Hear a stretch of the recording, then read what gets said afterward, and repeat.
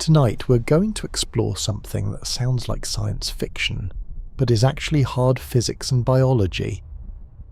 Missions to Mars. You've probably seen the headlines, the plans, the bold promises about sending humans to Mars in the next decade or two. SpaceX says they'll do it. NASA has detailed timelines. Other countries are announcing their own programs. Everyone talks about going to Mars like it's just the next logical step, like it's Apollo 11 but with a longer flight. But buried beneath all the excitement and ambitious timelines is a truth that rarely gets mentioned. Anyone who goes to Mars is probably never coming back, not due to accidents or equipment failures, but because the sheer physics of escaping Mars and surviving the return journey makes coming home nearly impossible. And by the end of tonight, you're going to understand exactly why Mars missions are really colonization missions, why the first people who set foot on Mars are saying goodbye to Earth forever, and why this isn't speculation or pessimism, but the unavoidable reality of interplanetary travel. Before we get started, if you love exploring the depths of space as much as we do, take a second to like the video or subscribe. It's a simple action, but it helps this channel reach more curious minds like yours. Now, let's begin. Let's start with why Mars seems like the obvious choice for human exploration beyond Earth. Mars is close, at least by cosmic standards. It's the fourth planet from the Sun, sitting right next door to Earth in the solar system. At its closest approach, Mars is about 34 million miles from Earth. That's when both planets are on the same side of the Sun in their respective orbits, lined up in what astronomers call opposition. At its farthest, when Earth and Mars are on opposite sides of the Sun, the distance stretches to about 250 million miles. But even at that maximum distance, Mars is vastly closer than anything else we might consider visiting. The next candidate would be Venus. But Venus is a hellscape with surface.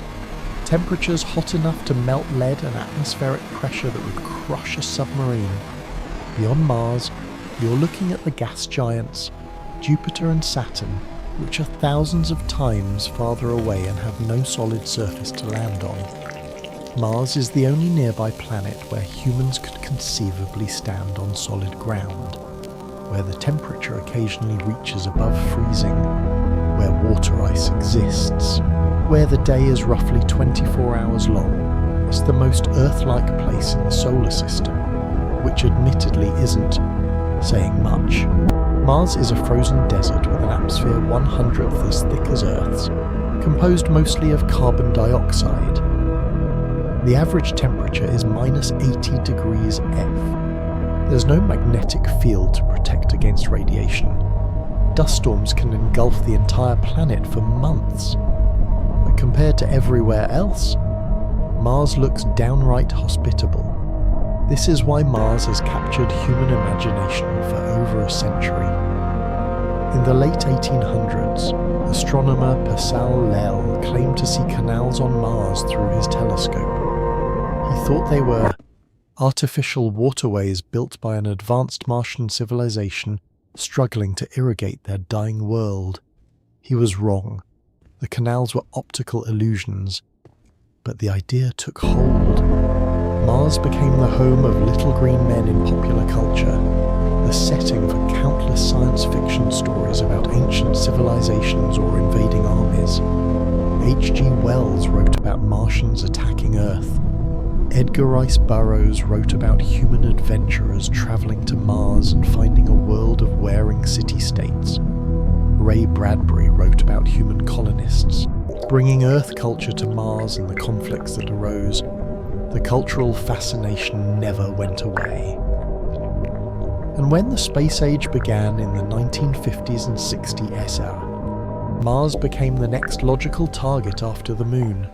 If humans could reach the Moon, a journey of only 240,000 met. Surely Mars was just a longer version of the same achievement.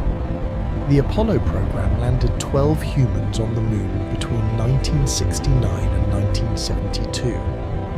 Those missions required about 3 days of travel each way. The astronauts spent at most 3 days on the lunar surface before returning home. The entire journey from launch to splashdown took about 8 to 12 days. It was difficult, dangerous, and expensive, but it was achievable. NASA proved that humans could survive the journey, work in a hostile environment, and return safely to Earth. When the Apollo program ended, many people assumed Mars would be next. The technology had been demonstrated. The capability existed. It was just a matter of building bigger rockets, carrying more supplies, and spending more money. Plans were drawn up in the 1970s and 80s for Mars missions using nuclear propulsion or massive Saturn V-style rockets. These plans assumed that Mars missions would work like Apollo, launch from Earth, travel to Mars, land, explore for a few weeks or months, then launch back from Mars and return to Earth. Simple, just longer and bigger. But as engineers actually worked through the details, they discovered something disturbing. A Mars mission doesn't work like Apollo at all. The distances involved, the time required, the fuel needed, the physical toll on human bodies, every single factor is exponentially more difficult. What looks like a simple scaling up of Apollo turns out to be a fundamentally different kind of problem. The first challenge is distance. And while we've already established that Mars is close by cosmic standards, it's still almost unimaginably far by human standards. The Moon is 240,000 mi from Earth. Mars at its closest is 34 million miles away. That's 142 times farther than the Moon. At its farthest, it's over 1,000 times farther. This distance creates immediate problems that didn't exist for Apollo missions. The journey to Mars takes between 6 and 9 months, depending on the trajectory and the relative positions of Earth and Mars. That's not 6 to 9 months round trip. That's 6 to 9 months just to get there. The astronauts who landed on the Moon spent at most 12 days away from Earth. Astronauts travelling to Mars will spend at least 6 months in transit before they even arrive.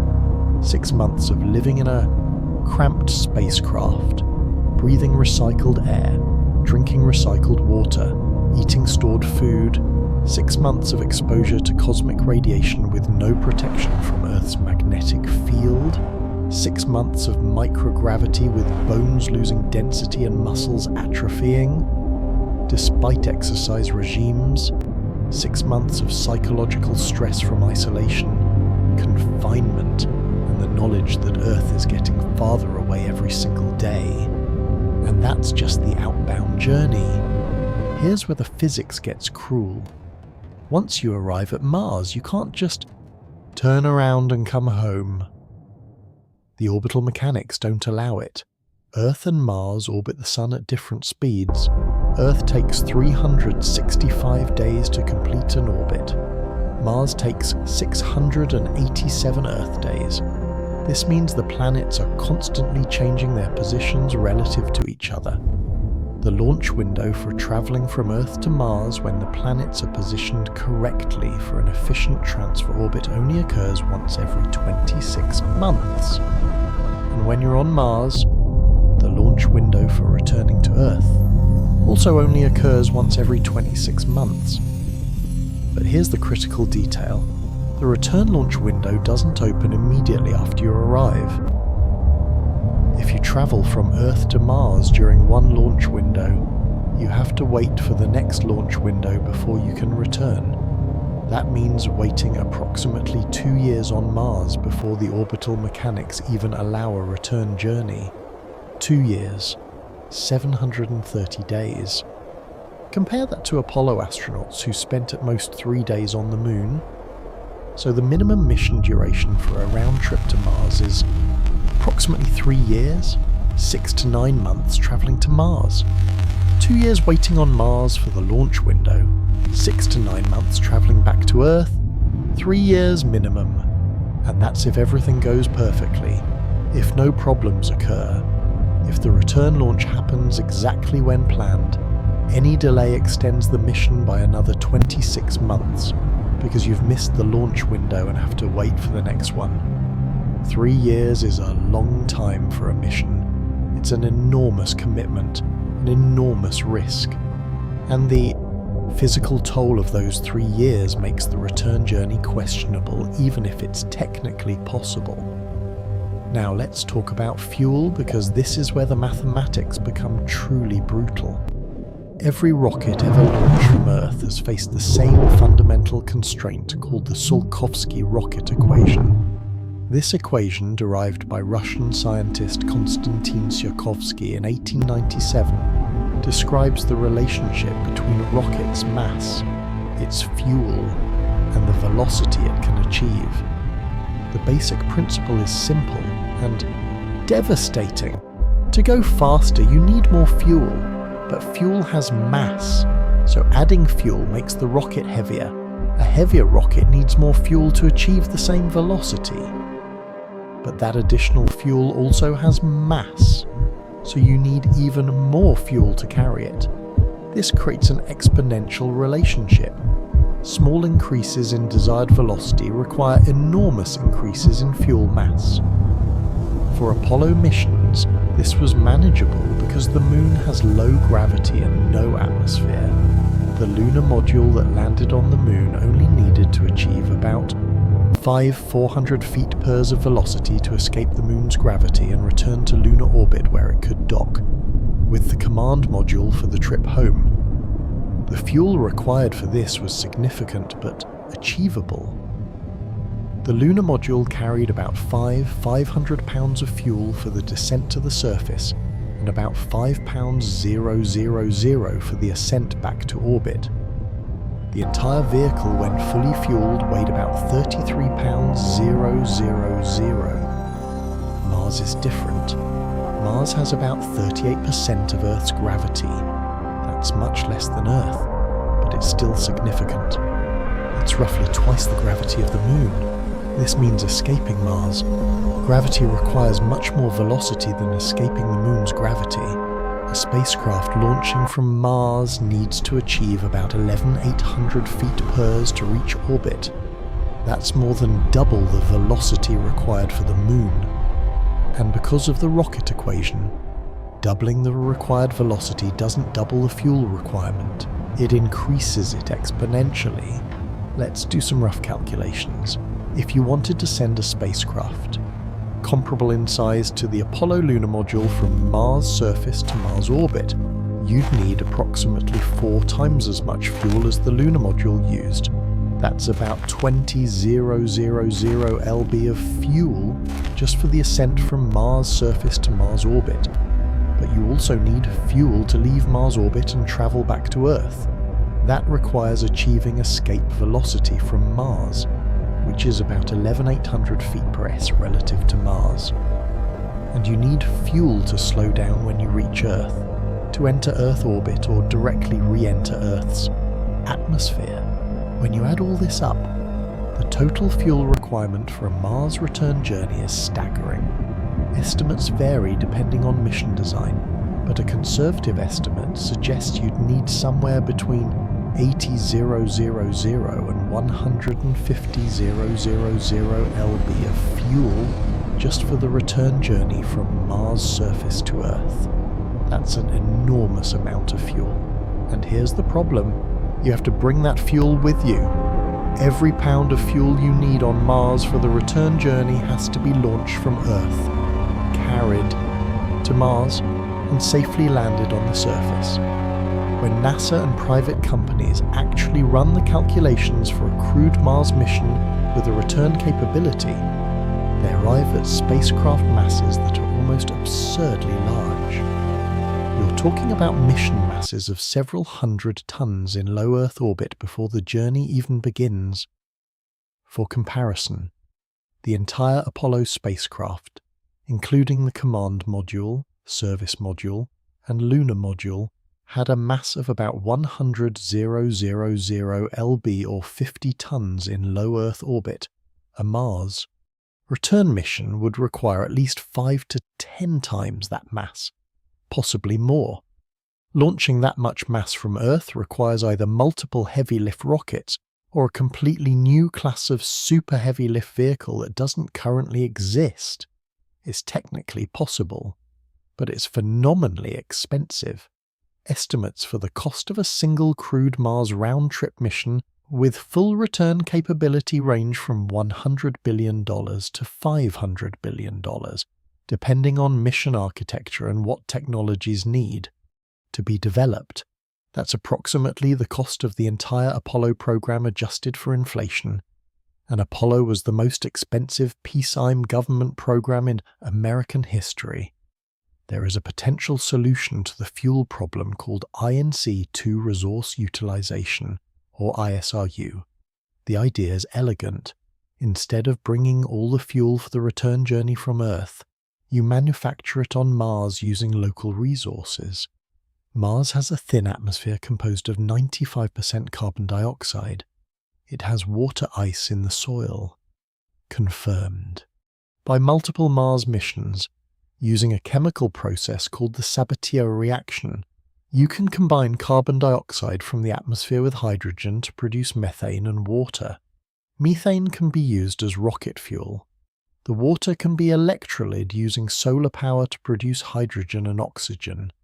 The oxygen can be used as an oxidizer for the methane, and the hydrogen can be recycled back into the Sabatier reaction to produce more methane.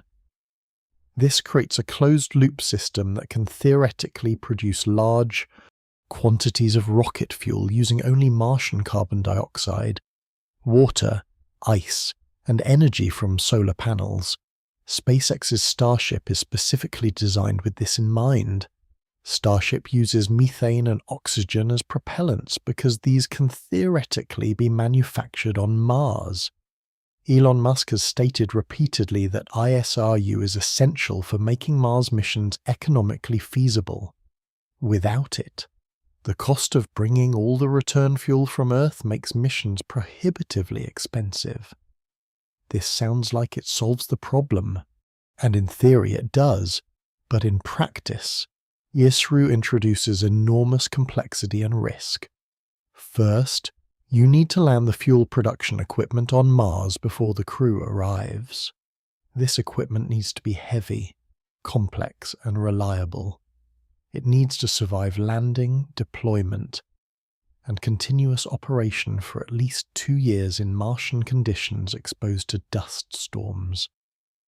Temperature swings from -100 degrees to +70 degrees F and cosmic radiation. It needs to extract water from Martian soil, which requires drilling or excavation equipment. It needs to process Martian atmosphere, which is thin and requires large compressors. It needs enormous amounts of electrical power, requiring either massive solar panel arrays or a nuclear reactor. And it needs to produce tens of tons of fuel with essentially no maintenance, because the crew hasn't arrived yet. If anything goes wrong with the ISRU system, if it breaks down, if it doesn't produce enough fuel, if contamination ruins a batch, the crew is stranded. There's no backup plan. Earth can't send spare parts because the journey takes 6 to 9 months. By the time a problem is identified and a solution sent, years have passed. The crew either fixes it themselves with whatever materials they have available, or they don't go home.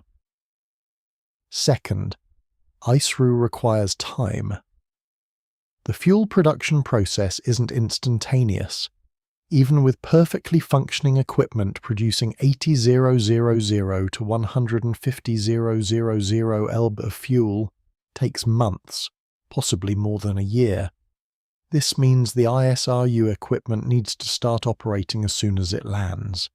Long before the crew arrives, mission planners typically assume that fuel production would begin at least 2 years before the crew launch and would continue operating through the entire surface stay.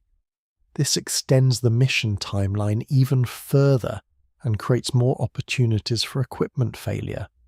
Third, ISRU has never been demonstrated at the scale required for human missions. Small-scale experiments have been proposed and tested in laboratories, but actually doing this on Mars with autonomous equipment producing mission-critical fuel is completely untested. The first crew to depend on ISRO for their return journey would be betting their lives that the system works as designed. If it doesn't, they die on Mars.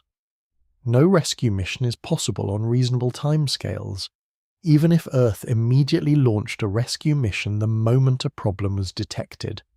That rescue mission would take 6 to 9 months to arrive.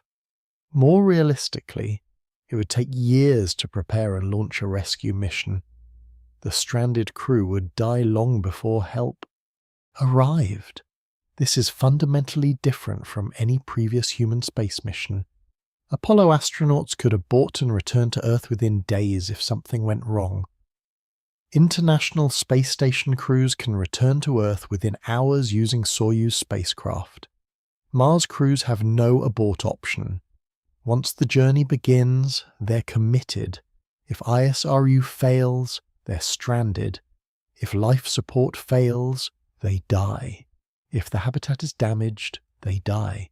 There's no rescue, no backup plan, no way home except the systems they brought with them. Now, let's talk about what happens to human bodies during the journey, because this might be the most insurmountable obstacle to a return mission. Space is hostile to human biology in ways that are difficult to overstate. Earth's environment, the gravity, the atmosphere, the magnetic field is calibrated perfectly for our biology because we evolved here. Every system in your body, your cardiovascular system, your skeletal system, your immune system, your vision, your balance, your cellular repair mechanisms, all of it developed over millions of years under Earth-specific conditions. When you remove those conditions, everything starts to break down. We've learned this from decades of space station research. Astronauts on the International Space Station experience measurable physical degradation after only a few weeks in microgravity. Bone density decreases at a rate of about 1 to 2% per month. This happens because bones are living tissue that constantly rebuilds itself. In response to stress, when you stand, walk or run on Earth, gravity creates stress on your bones and your body responds by maintaining bone density. In microgravity, there's no stress. So, your body decides it doesn't need strong bones and starts breaking them down. The calcium from these bones is released into the bloodstream and eventually excreted. Astronauts on 6-month ISS missions lose about 10 to 15% of their bone density. This is comparable to the bone loss experienced by elderly people with osteoporosis. The bones become brittle. Fracture risk increases dramatically, and the recovery process takes years. Some bone density never fully recovers even after returning to Earth. Muscle atrophy is equally severe. Without the constant work of supporting body weight against gravity, muscles weaken rapidly. Astronauts can lose up to 20% of their muscle mass during a 6-month mission. Despite rigorous daily exercise, the exercise regimes on the ISS are intense. 2.5 hours per day of resistance training and cardiovascular work, and they only partially counteract the muscle loss. Cardiovascular changes are more subtle but equally concerning. On Earth, your heart works against gravity to pump blood to your brain. In microgravity, this isn't necessary, so the heart becomes weaker and more spherical instead of elongated. Blood pressure decreases. The cardiovascular system essentially deconditions itself. When astronauts return to Earth after long missions, they experience severe orthostatic intolerance, meaning they feel dizzy or faint when standing because their cardiovascular system can't adjust to pumping blood upward against gravity anymore. Some astronauts have fainted immediately after landing. Most need weeks of reconditioning before they can function normally. Vision problems affect about 60% of astronauts on long-duration missions. The mechanism isn't fully understood, but the leading theory is that in microgravity, fluid shifts toward the head because there's no gravity pulling it toward the feet. This increased fluid pressure in the skull appears to change the shape of the eyeball and may cause swelling of the optic nerve. Some astronauts have experienced permanent vision degradation after returning from space. The immune system weakens in space. Studies have shown that immune cells function less effectively in microgravity. Viruses that are normally dormant in your body, like the chickenpox virus or herpes viruses, can reactivate during space flight. Wound healing is slower, the risk of infection is higher, and there's evidence that radiation exposure, which we'll discuss momentarily, further suppresses immune function. Now, take all of these problems: bone loss, muscle atrophy, cardiovascular deconditioning, vision changes, immune suppression, and extend them over 3 years instead of 6 months. A Mars mission crew would spend approximately 6 to 9 months in microgravity traveling to Mars.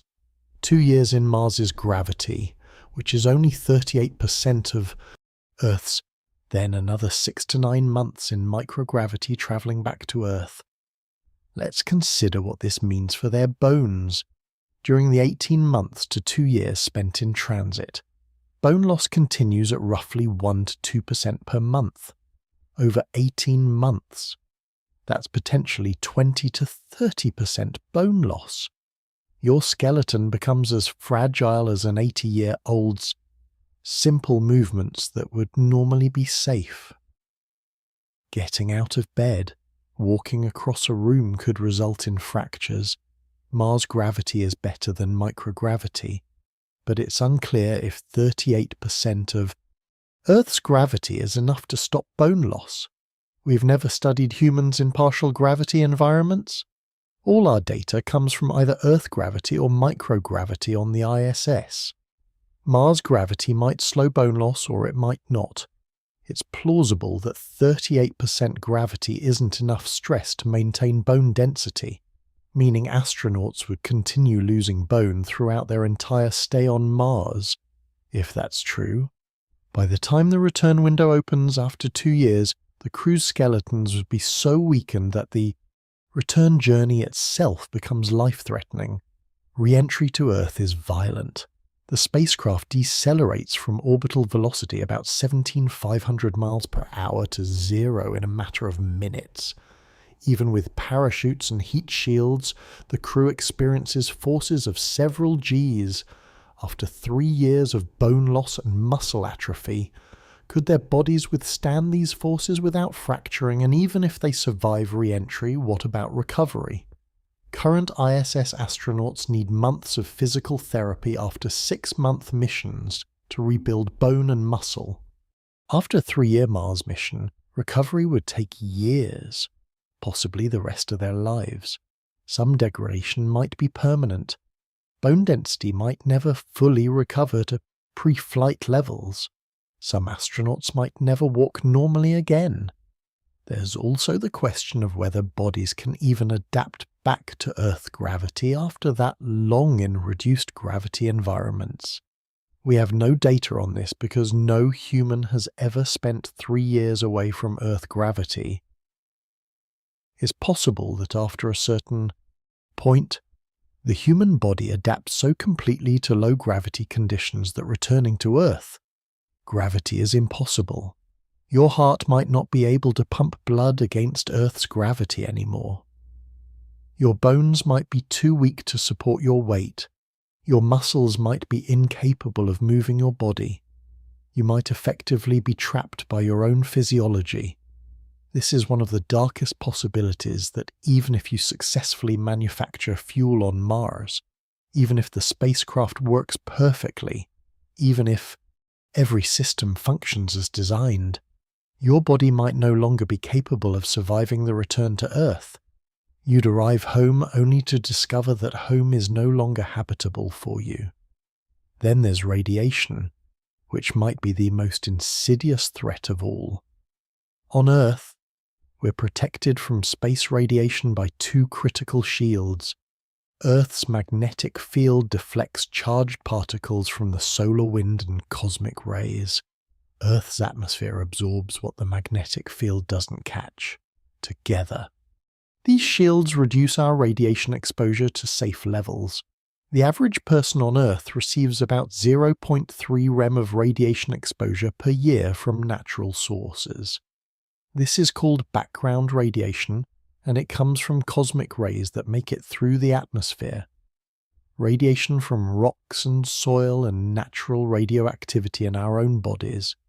On the International Space Station, which orbits within Earth's magnetic field and receives some protection from Earth itself, blocking radiation from below. Astronauts receive about 15 to 20 rem per year. That's 50 to 60 times higher than on Earth's surface. A 6-month ISS mission exposes astronauts to about 7 to 10 rem total. This is considered acceptable risk. It increases cancer risk slightly, but not dramatically.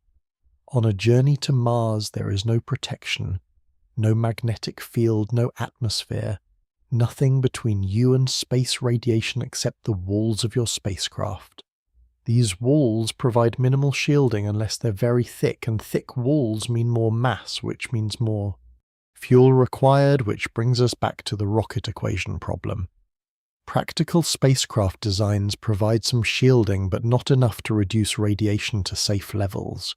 During the 6 to 9 month journey to Mars, astronauts would be exposed to approximately 30 to 40 rem of radiation. During the 2-year stay on Mars, where there's a thin atmosphere providing minimal protection but no magnetic field, they'd receive approximately 40 to 60 rem, depending on solar activity. During the return journey, another 30 to 40 rem total radiation exposure for a 3-year Mars mission is approximately 100 to 140 rem. This is well above the limits established by NASA for career radiation exposure. NASA's limit for astronauts is based on age and gender, but generally caps lifetime exposure at about 100 to 200 rem, depending on factors that affect cancer risk. A single Mars mission would consume most or all of an astronaut's allowable lifetime radiation exposure, but the numbers get worse if solar activity is considered. The Sun occasionally releases massive bursts of radiation called solar particle events or solar flares. These can deliver enormous radiation doses in short periods of time. A major solar particle event during a Mars mission could expose the crew to several hundred rem in a matter of hours. This would cause acute radiation sickness, vomiting, hemorrhaging, immune system collapse, and potentially death. Spacecraft can be designed with small shielded areas where crew can shelter during solar events, but these shelters add mass and don't protect against the constant background exposure from galactic cosmic rays. The health effects of this much radiation exposure are severe. Cancer risk increases dramatically, possibly by 20 to 30% over baseline. Cardiovascular damage occurs. Cataracts can develop.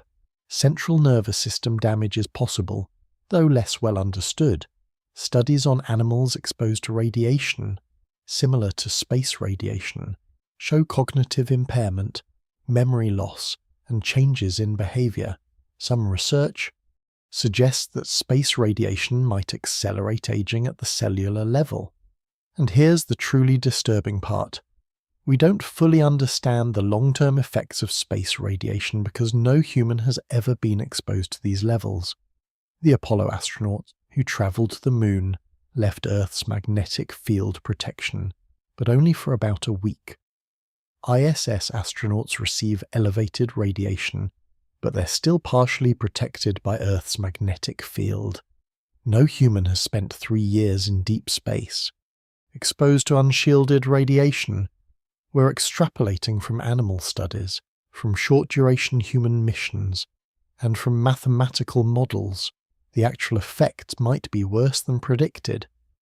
There might be synergistic effects where radiation damage combines with bone loss and muscle atrophy and immune suppression to create problems we haven't anticipated. The human body might simply not be designed to survive 3 years in space. Evolution shaped us for Earth. Space is not Earth. Every day in space, every month, every year is fundamentally damaging to human biology. We can mitigate some of the damage with exercise, with medication, with careful mission planning, but we can't eliminate it. And after 3 years, the accumulated damage might be irreversible.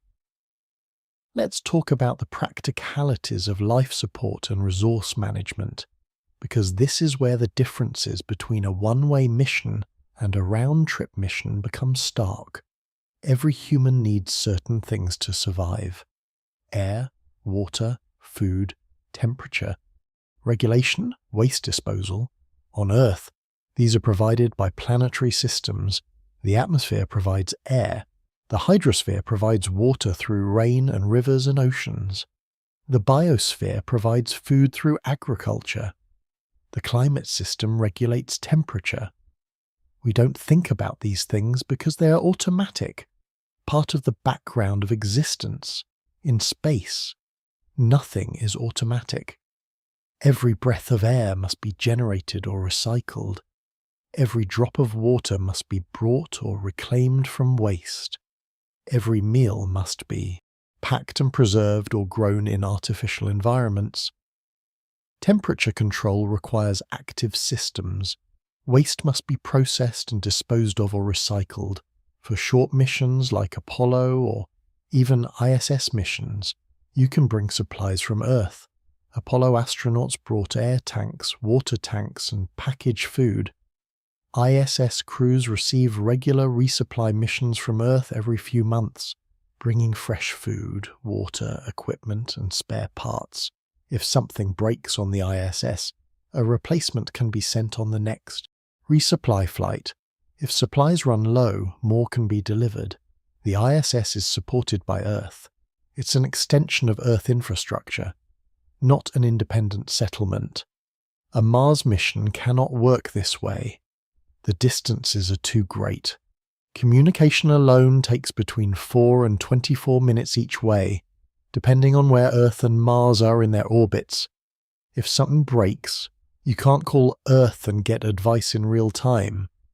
By the time your distress message reaches Earth and a response comes back, between 8 and 48 minutes have passed. If the problem is urgent, minutes matter, and waiting nearly an hour for advice could be fatal.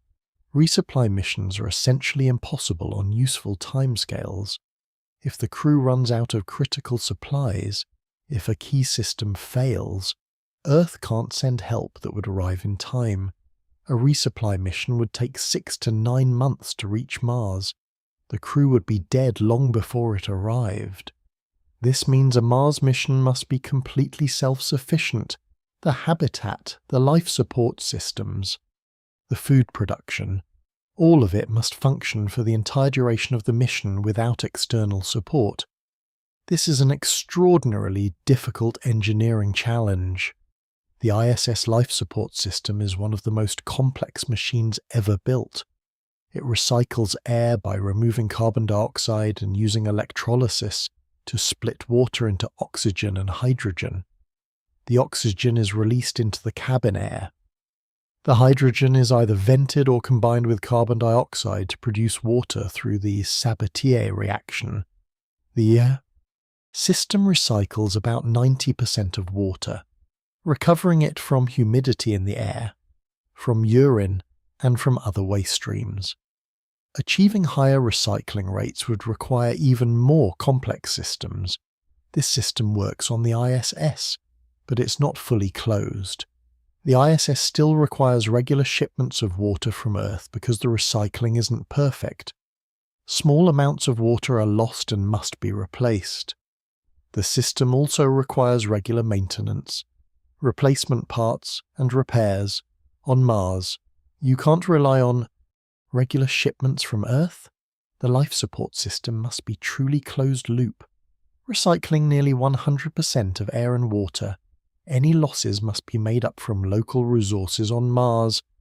This means extracting water from Martian soil, which adds complexity and energy requirements. Food is an even bigger challenge. Humans need about 2,000 to 2,500 calories per day. Depending on activity level, for a crew of 4 spending 3 years on Mars, that's approximately 9 million calories total.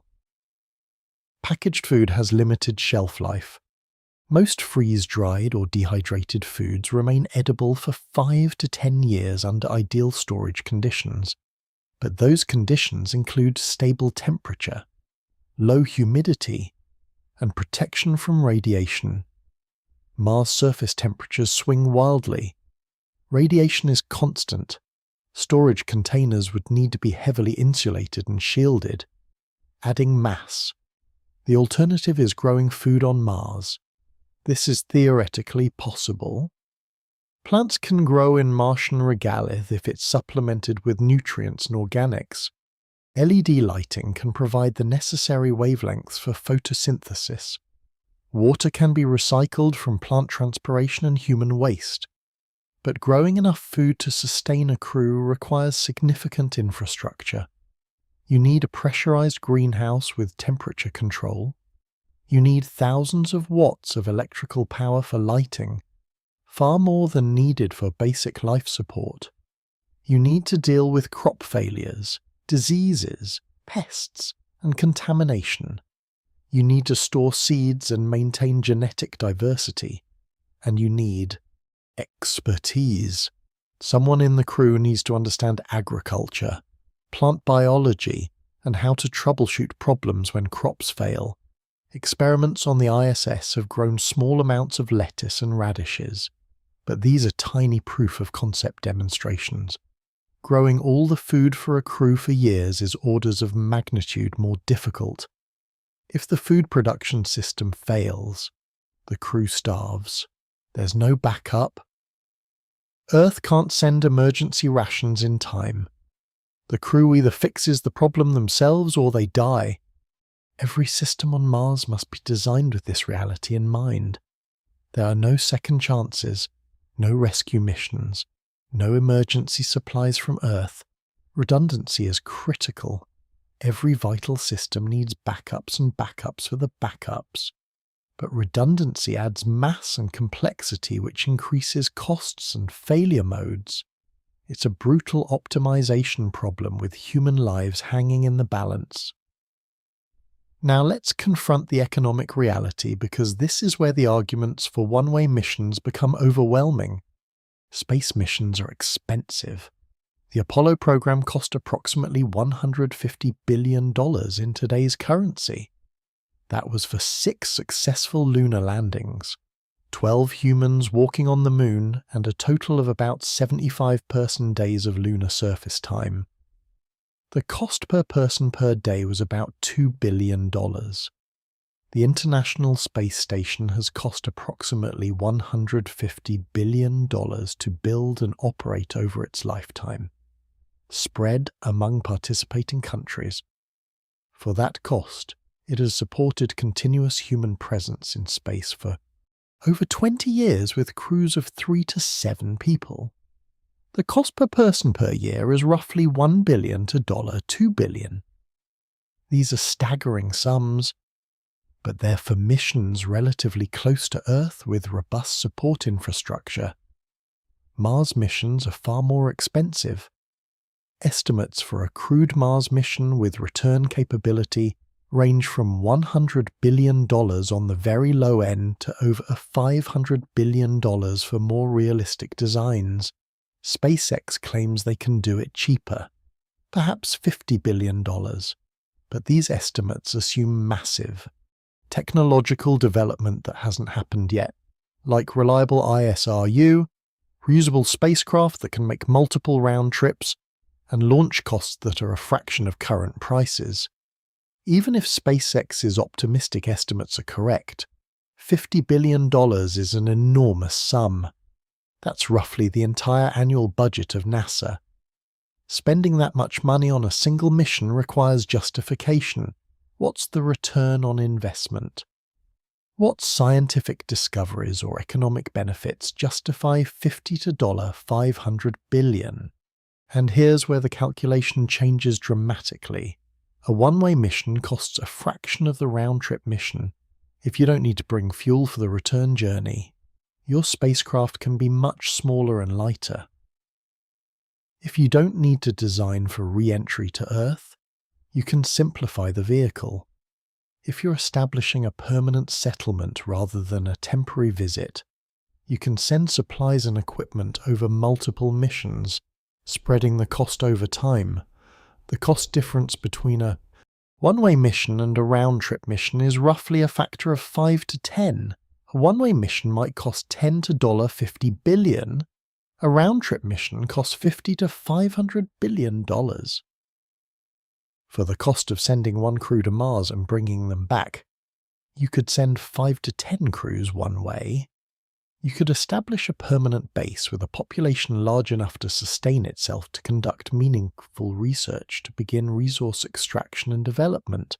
From a purely economic perspective, one-way missions make far more sense.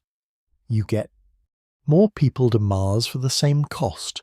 You establish a permanent presence rather than symbolic flag planting.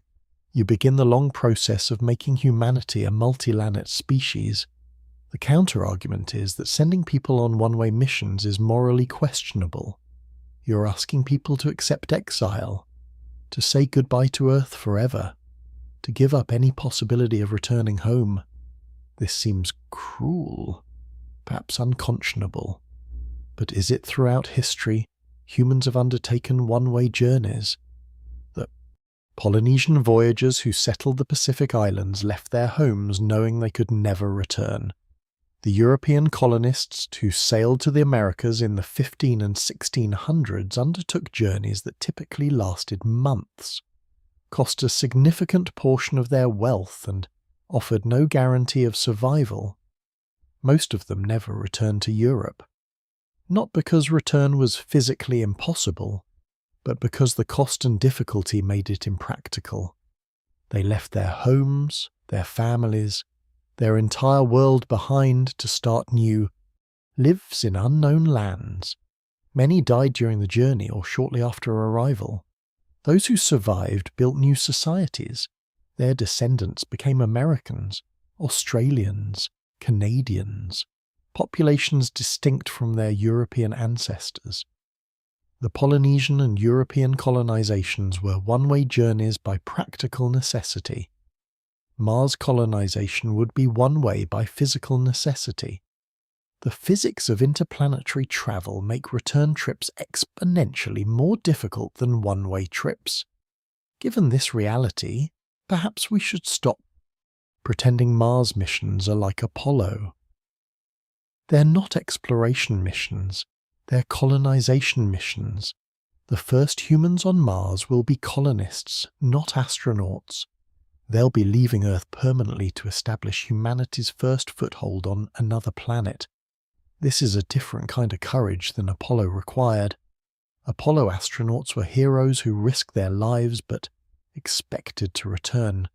Mars colonists will be pioneers who accept exile, who trade Earth for Mars, who choose a life on an alien world. Knowing they'll never see home again, some people will volunteer for this. Not everyone. Probably not most people, but some. There are always those who crave adventure, who want to be part of something larger than themselves, who are willing to sacrifice comfort and safety for meaning and purpose. These are the people who will go to Mars. And from an economic perspective, supporting them makes more sense as a permanent colony than as temporary visitors. Spend the money once to establish infrastructure that lasts decades rather than spending even more money to bring people back. Build habitats designed for long-term occupation, not minimal survival shelters. Send equipment for resource extraction, manufacturing, and construction, not just scientific instruments. Create the foundation for a self-sustaining settlement that will eventually not need Earth's support. This is the only economically rational approach to Mars, given the physics and costs involved. The psychological reality of a one-way mission is complex and often overlooked. When you board a spacecraft to Mars knowing you'll never return, you're not just leaving Earth physically, you're leaving it psychologically.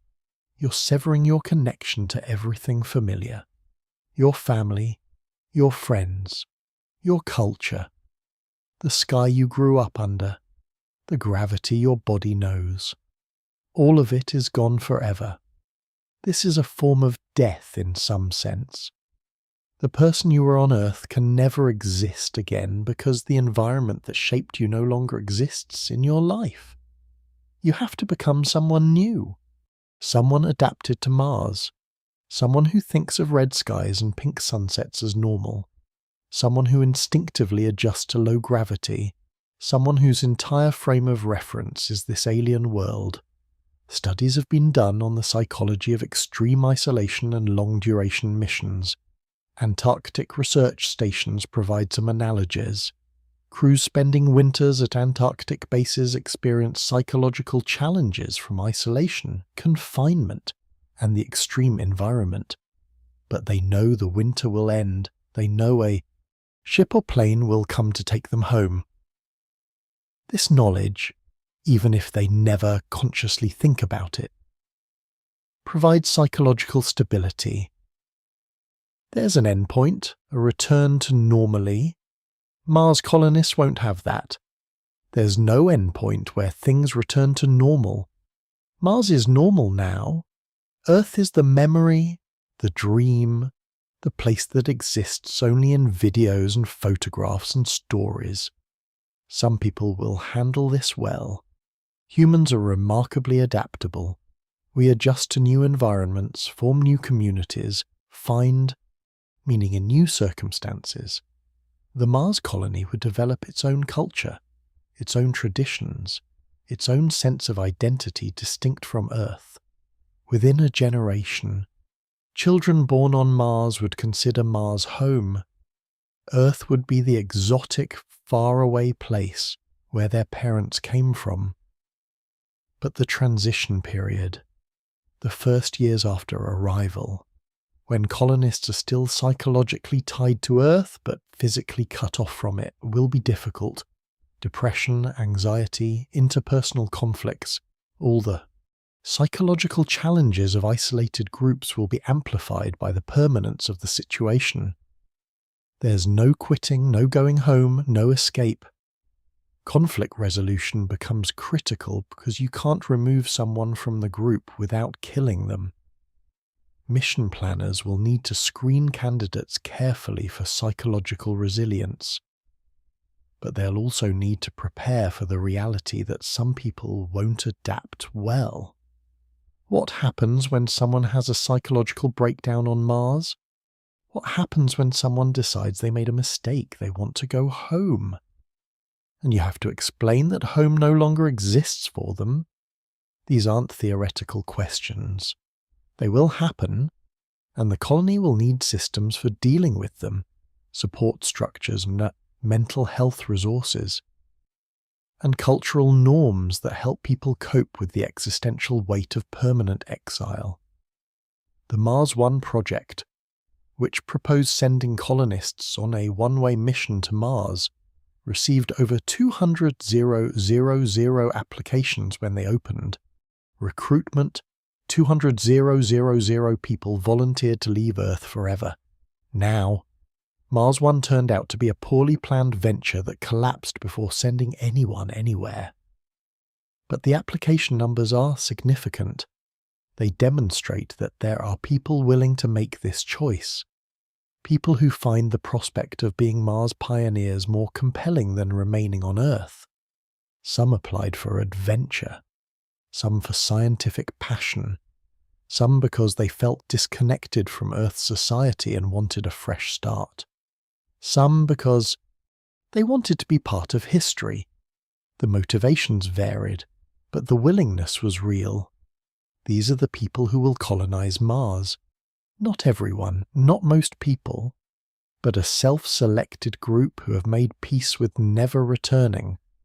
And in some ways, knowing it's one way might make the psychological adjustment easier.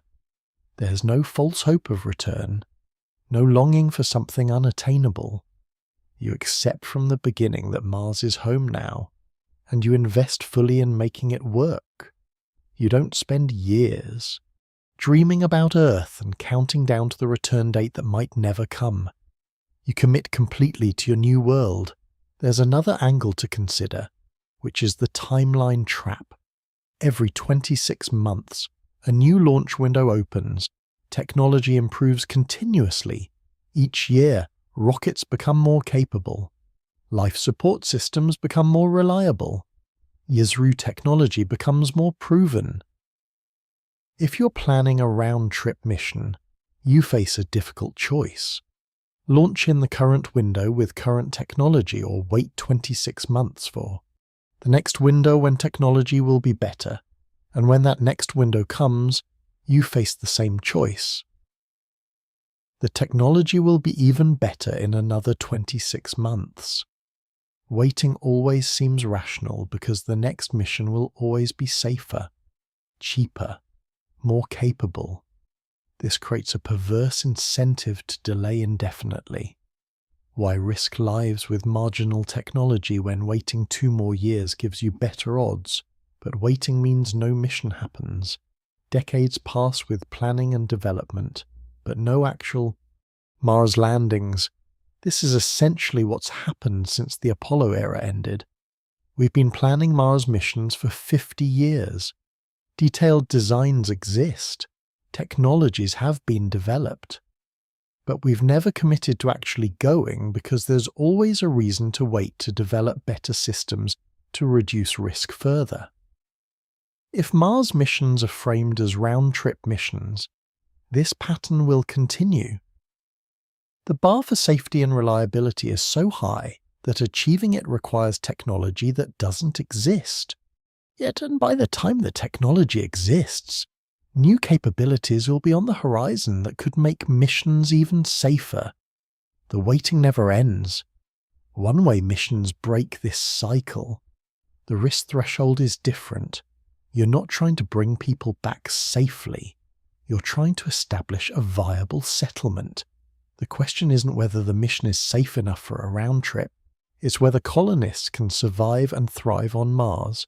That's still a high bar, but it's achievable with current technology or near-term developments. Life support systems that can sustain people for years exist. Habitats that can protect against radiation and provide livable space can be built. ISRU systems are being tested.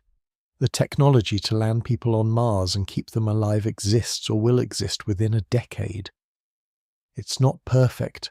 It's not as safe as we'd like, but it's sufficient for colonization. Framing Mars missions as colonization rather than exploration changes the risk calculation. Colonists accept higher risk than astronauts because they're investing in something permanent. They're building a future, not just collecting data, and because the mission is permanent, there's less pressure to perfect every system before launch. The colony can be improved over time with subsequent missions bringing better equipment, more supplies, new colonists with needed skills. It's an iterative process rather than a single high-stakes round trip. This approach is more likely to actually result in humans on Mars within our lifetimes. Waiting for the perfect round-trip mission means waiting forever. Accepting that the first missions are one way means accepting that Mars colonization can begin now with current technology and realistic budgets. Let me bring this back to the fundamental physics and biology we've discussed.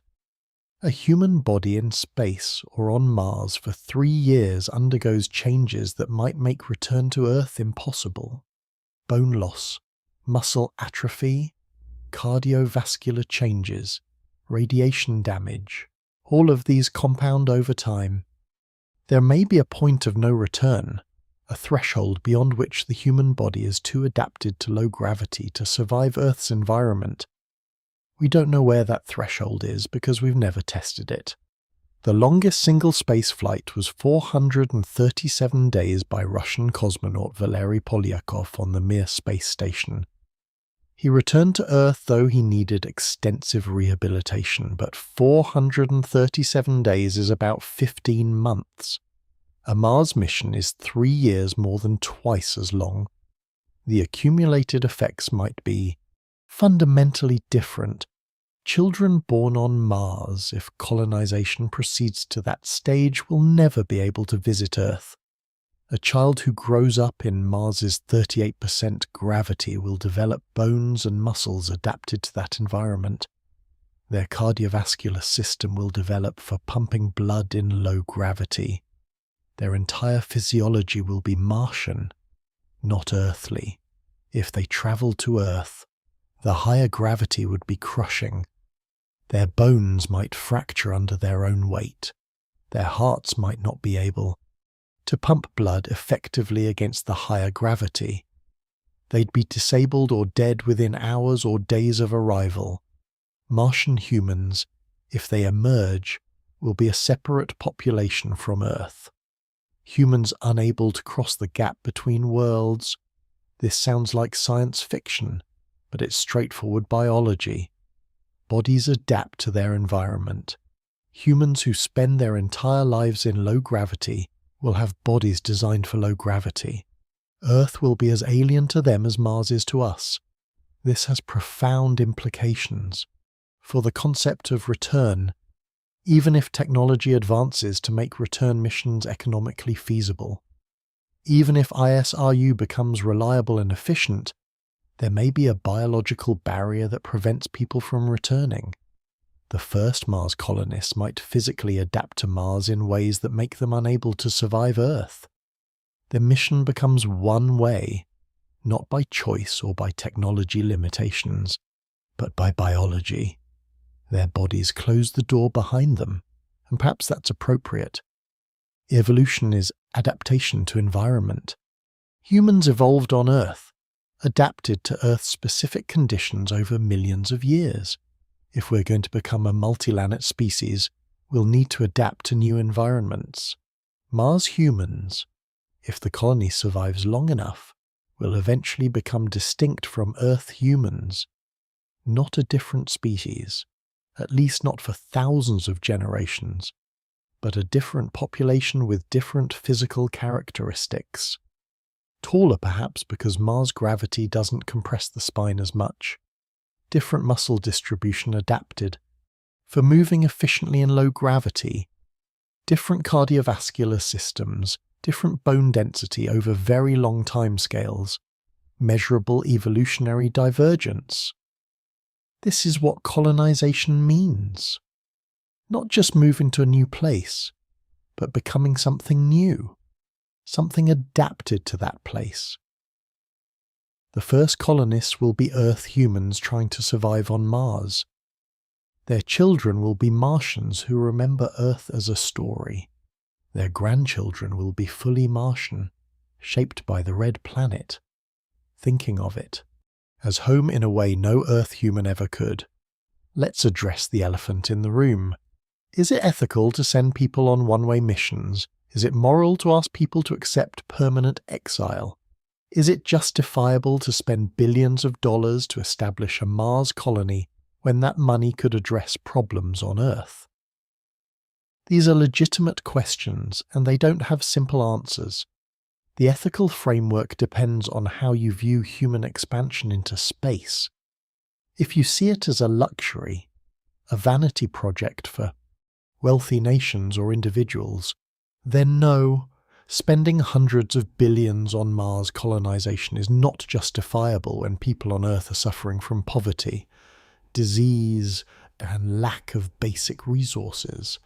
But if you see it as an investment in humanity's long-term survival, as insurance against existential risks that could wipe out Earth-based civilization, then the calculation changes. Earth faces real risks. Asteroid impacts, though rare, are possible and would be devastating if one hit a populated area.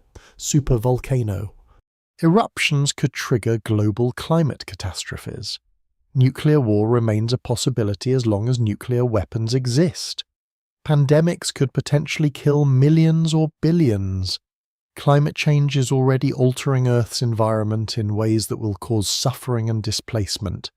Human-caused ecological collapse could make parts of Earth uninhabitable. And beyond these near-term risks, there are longer-term inevitabilities. The sun is slowly brightening as it ages. In about 1 billion years, Earth will become too hot for life. In about 5 billion years, the sun will expand into a red giant and consume Earth entirely. These timescales seem absurdly long from a human perspective, but they're certainties. Earth has an expiration date. If humanity is confined to Earth, humanity has an expiration date. Establishing self-sufficient settlements on other worlds is the only way to ensure long-term survival. Beyond Earth's lifespan, Mars won't save everyone. A Mars colony, even a successful one, will probably never support more than a few thousand or tens of thousands of people for many decades, possibly centuries. It's not a solution to Earth's problems, it's not an escape for the masses, but it's a backup, a second location where human civilization can continue if something catastrophic happens to Earth. From this perspective, the cost of Mars colonization is the price of insurance against extinction. Is that worth $50 billion or $100 billion? Many would argue yes. Governments spend comparable amounts on military defense against threats that may never materialize. Spending a fraction of global GDP to establish humanity's first foothold on another world seems like a reasonable investment in our long-term future. The ethical question of asking individuals to accept permanent exile is more nuanced. In one sense, it's no different from asking soldiers to risk death in war, or asking test pilots to fly experimental aircraft, or asking mountain climbers to attempt Everest. We routinely accept that some people will voluntarily take on enormous risks for causes they believe in. If someone fully understands the risks and consequences of a one-way Mars mission and volunteers anyway, is it unethical to allow them to go? They're adults making informed decisions about their own lives. The key is informed consent.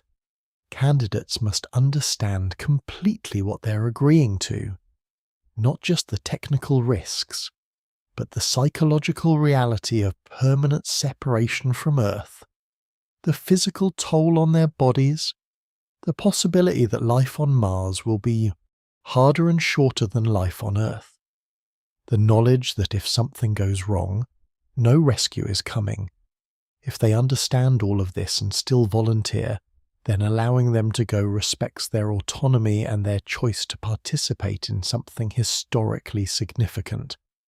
The alternative is paternalism, deciding that we know better than they do what's good for them. Some people will make the calculation that being part of the first Mars colony, contributing to humanity's expansion into space, living on the frontier of human achievement is worth the cost of never returning to Earth.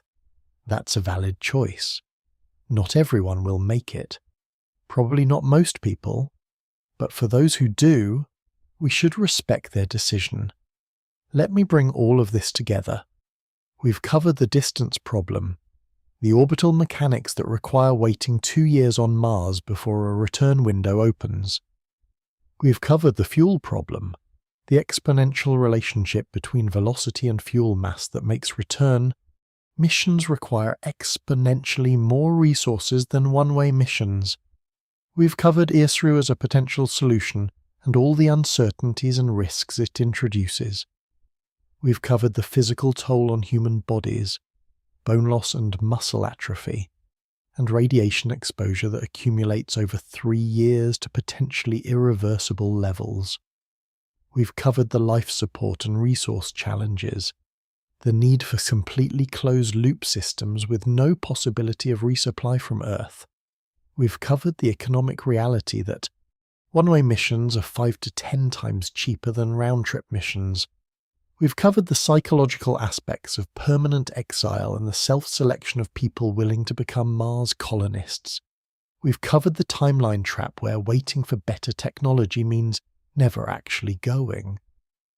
And we've covered the biological possibility that bodies adapted to Mars might not be able to return to Earth, even if technology allows it. All of these factors point in the same direction. Mars missions, at least the first ones, will be one way. Not because we want them to be, not because we're cruel or short-sighted, but because the physics, biology, and economics make one-way missions feasible and round-trip missions extraordinarily difficult. This doesn't mean return missions are impossible forever. Technology improves. Maybe in 50 years or a century, we'll have developed propulsion systems that make the fuel problem manageable. Maybe we'll understand human physiology in low gravity well enough to develop countermeasures that prevent the deterioration we see now. Maybe there will be regular traffic between Earth and Mars with ships carrying cargo and people back and forth. But that's the far future. If it happens at all, the first Mars missions will be one way. The first colonists will be pioneers who never return. And maybe that's appropriate. Throughout history, pioneers have left their homes to settle new lands. They've crossed oceans, traversed continents, endured hardships that killed many of them. The ones who survived built new societies in new places. Their sacrifice, their courage, their willingness to leave everything behind created the world we live in today. Let me get more specific about what the actual mission profile would look like for these first colonists, because understanding the details makes the reality even clearer. The mission would likely begin with cargo flights. Multiple unmanned missions would launch during several launch windows before the crew ever leaves Earth. These cargo missions would carry the habitat modules, the life support equipment, the ISRU systems for fuel production, solar panels or nuclear reactors for power, food supplies, medical equipment, tools, spare parts, everything needed to survive. This pre-deployment phase might take 4 to 6 years, 2 to 3 launch windows delivering perhaps 80 to 100 tons of cargo to Mars' surface. Each cargo mission would take 6 to 9 months to travel to Mars, then spend months or years operating autonomously on the surface, deploying equipment, setting up systems, beginning fuel production. By the time the crew launches, there should theoretically be a functioning base waiting for them. Habitats inflated and pressurized, life support systems running, power generation operational, fuel tanks filling for potential future use. The crew would launch knowing their survival depends entirely on equipment that's been sitting on Mars for years, operating without human supervision. If anything critical has failed during that time, they're flying toward their death. They won't know for certain until they arrive. The journey itself would be brutal. 6 to 9 months in a spacecraft likely smaller than a large RV. A crew of 4 to 6 people. The minimum needed for safety and skill redundancy. Living in extremely confined spaces, every cubic meter would be precious, filled with supplies, equipment, or crew stations. Privacy would be essentially non-existent. You'd be seeing the same faces, hearing the same voices, smelling the same smells every single day for months. The psychological research on Antarctic stations and submarine crews shows that even well-adjusted people experience significant stress from prolonged confinement with the same small group. Interpersonal conflicts arise over trivial things. Someone's chewing habits become unbearable. Someone's conversation patterns grate on your nerves. Minor annoyances magnify into major frustrations because there's no escape. No way to get away and decompress on Earth. If you have a fight with your roommate, you can leave, go for a walk, visit a friend, get some space. In a Mars transit vehicle, there's nowhere to go. The entire habitable universe is a few rooms, and the same people are in all of them. Mission planners will screen for psychological compatibility and resilience. But they can't eliminate these stresses, only mitigate them. The crew will need strict protocols for conflict resolution, designated private spaces, schedules that give people time alone or in different combinations to avoid constant exposure to the same group dynamics, and they'll need to maintain these protocols for 6 to 9 months, knowing that this is just the beginning. The real challenge starts after they land. Landing on Mars is dangerous. The atmosphere is thick enough to require heat shields and generate enormous heat during entry, but too thin for parachutes alone to slow you sufficiently. Every successful Mars landing has used a combination of heat shields, parachutes, and retro rockets. And even with all these systems, the final moments are terrifying. The Mars Science Laboratory mission that landed the Curiosity rover used a sky crane system, where a rocket-powered platform lowered the rover on cables for the last few meters. It worked, but it was described by engineers as 7 minutes of terror. Every step had to work perfectly with no possibility of human intervention, because the communication delay meant Earth wouldn't even know if landing succeeded until 14 minutes after it was over. A crewed landing would be even more complex. The vehicle would be larger and heavier, requiring more propellant for the final descent. The crew would be awake and aware through the whole process, knowing their lives depend on systems functioning flawlessly during hypersonic entry and supersonic deceleration. Any failure means death. If the heat shield cracks, they burn up. If the parachutes don't deploy, they impact at terminal velocity. If the retro rockets fail, they crash. There are no second chances, no abort modes once entry begins. You're committed to landing or dying. Assuming successful landing, the crew would then begin the most critical phase, checking all the pre-deployed systems. Did the habitat survive the years of waiting? Are they still pressurized? Or did micrometeorite impacts puncture them? Is the life support functioning, or did a component fail? Is there power, or did the solar panels get covered in dust? Is there water, or did the extraction system malfunction? Is there food, or did storage containers fail? Every system critical to survival would need to be verified, and if anything major has failed, the crew would have to repair it quickly.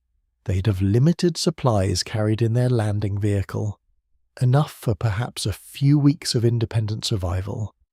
If they can't get the main habitat systems running within that window, they die. No rescue is possible. Earth doesn't even know they've landed yet because of the communication delay. By the time Earth receives the landing confirmation and can assess any problems, hours have passed. By the time engineers on Earth can analyze the situation and send advice, more hours pass. Critical decisions need to be made on Mars by the crew with whatever resources they have immediately available. This is where the nature of one-way missions becomes starkest. Every problem is potentially fatal, and every solution must be improvised from available resources. You can't wait for replacement parts from Earth. You can't consult with experts in real time. You can't evacuate if conditions become too dangerous. You solve the problem with what you have or you die. This requires a specific kind of crew, not specialists who are expert in one narrow field, but generalists who understand multiple systems and can improvise solutions. Not people who follow procedures perfectly, but people who can assess novel problems and devise novel solutions. Not people who need extensive support infrastructure, but people who are comfortable with self-reliance and acceptable risk. The selection process for Mars colonists would be fundamentally different from astronaut selection for ISS missions. ISS astronauts are selected for technical competence, ability to follow procedures, and ability to work within a highly structured support system. They're experts who do exactly what mission control tells them to do. Mars colonists would need to be selected for adaptability, creativity under pressure, psychological resilience, and ability to function independently.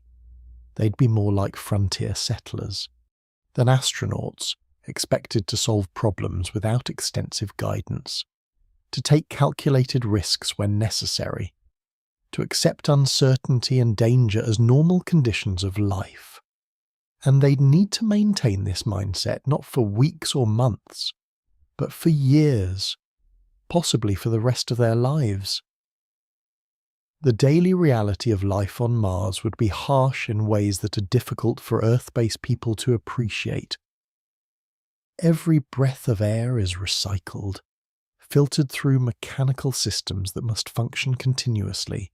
Every drop of water has been through your body or someone else's body multiple times, extracted from urine and sweat and exhaled breath, purified and reused in an endless cycle. Every meal comes from food you grow in Martian soil, supplemented with stored supplies, knowing that a crop failure means hunger or starvation. You live in a pressurized bubble surrounded by an environment that's trying to kill you.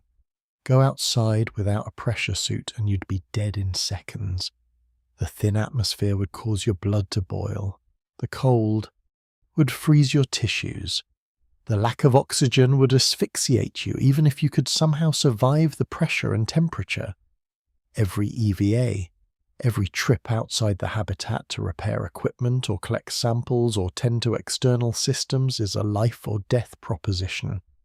Your suit is your life support, and if it fails, you have minutes at most to get back inside. The psychological weight of this is hard to overstate. On Earth, if you want to go outside, you open a door and step out. On Mars, going outside requires an hour of preparation, checking your suit systems, verifying oxygen levels, confirming pressure seals, going through depressurization cycles. And once you're out there, you're intensely aware that a small puncture, a seal failure, a system malfunction means death. You move carefully, avoid sharp rocks, double-check every action. The Mars environment never becomes safe or comfortable. It's always hostile, always dangerous, always requiring vigilance. Over time, this creates psychological stress that's difficult to measure, but impossible to ignore. Humans aren't designed for constant vigilance. We're designed to relax when safe, to let our guard down, to exist without constant awareness of environmental threats. Mars doesn't allow that. You're never safe, only temporarily protected by technology that could fail. The social dynamics of a small isolated colony are another challenge that gets insufficient attention in most Mars mission planning. A crew of 4 to 6 people is large, enough to have some social diversity, but small enough that interpersonal conflicts can become debilitating. Everyone knows everything about everyone else. There are no secrets, no privacy, no way to avoid people you don't get along with. In a larger community, if you have conflicts with someone, you can minimize contact, interact with other people, dilute the relationship through a broader social network, In a group of 6 people on Mars, you can't avoid anyone. You see them every day, work with them, depend on them for survival. If serious interpersonal conflicts develop, there's no mechanism for resolution except the group working it out internally. You can't fire someone or ask them to leave because there's nowhere for them to go. You can't separate people into different living areas because space is limited and everyone needs access to critical systems. The group has to function as a cohesive unit or the mission fails. This places enormous pressure on social cohesion. Small resentments can't be allowed to fester into larger conflicts. Personality clashes must be managed proactively. Everyone needs to maintain professional relationships even when personal relationships are strained. This is exhausting. It's emotionally draining to constantly manage your own emotions and reactions. To be diplomatic and considerate even when you're frustrated or angry. To maintain group harmony when you'd rather withdraw or express your feelings openly. Research on small isolated groups shows that social conflicts are one of the most common sources of psychological stress, often more impactful than physical danger or harsh conditions. People can tolerate terrible environments if they have good social support. People struggle with good environments if social dynamics are toxic. A Mars colony with interpersonal conflicts would be a nightmare scenario. The crew would still have to work together, still have to trust each other in life-threatening situations, still have to live in close proximity, all while managing underlying tensions and resentments. This is why psychological screening for Mars missions would need to emphasize not just individual resilience, but social compatibility. The crew needs to be people who genuinely get along, who have compatible communication styles, who can resolve conflicts constructively, who can maintain good relationships under stress. And even with perfect screening, problems will arise. Humans are complex and relationships change over time. People who get along well initially might develop conflicts after months or years of constant contact. The mission would need built-in mechanisms for managing this, possibly including trained mediators within the crew, protocols for conflict resolution, and cultural norms that prioritize group cohesion over individual preferences. Let me also address the children question more directly, because if this is truly a permanent colony, eventually there will be children born on Mars. This raises profound ethical and biological questions. A child conceived and born on Mars would develop in 38% of Earth's gravity. Their bones would form under different stress conditions. Their muscles would develop for moving in low gravity. Their cardiovascular system would adapt to pumping blood against less gravitational resistance. By the time they're adults, their physiology would be fundamentally Martian. Would such a person be able to visit Earth? Almost certainly not.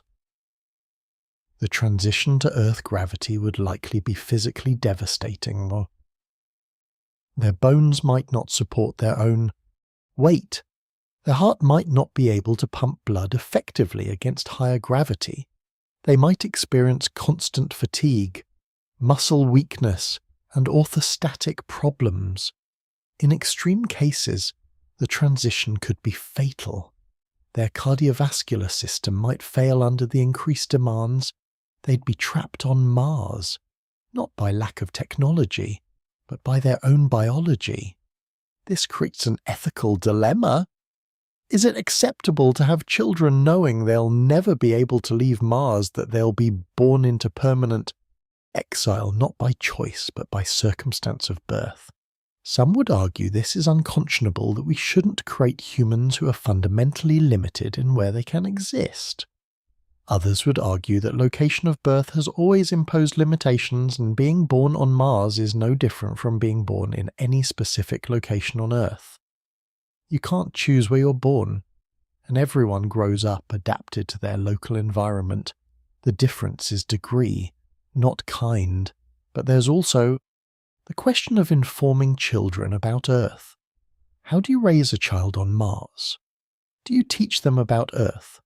Show them videos of blue skies and oceans and forests.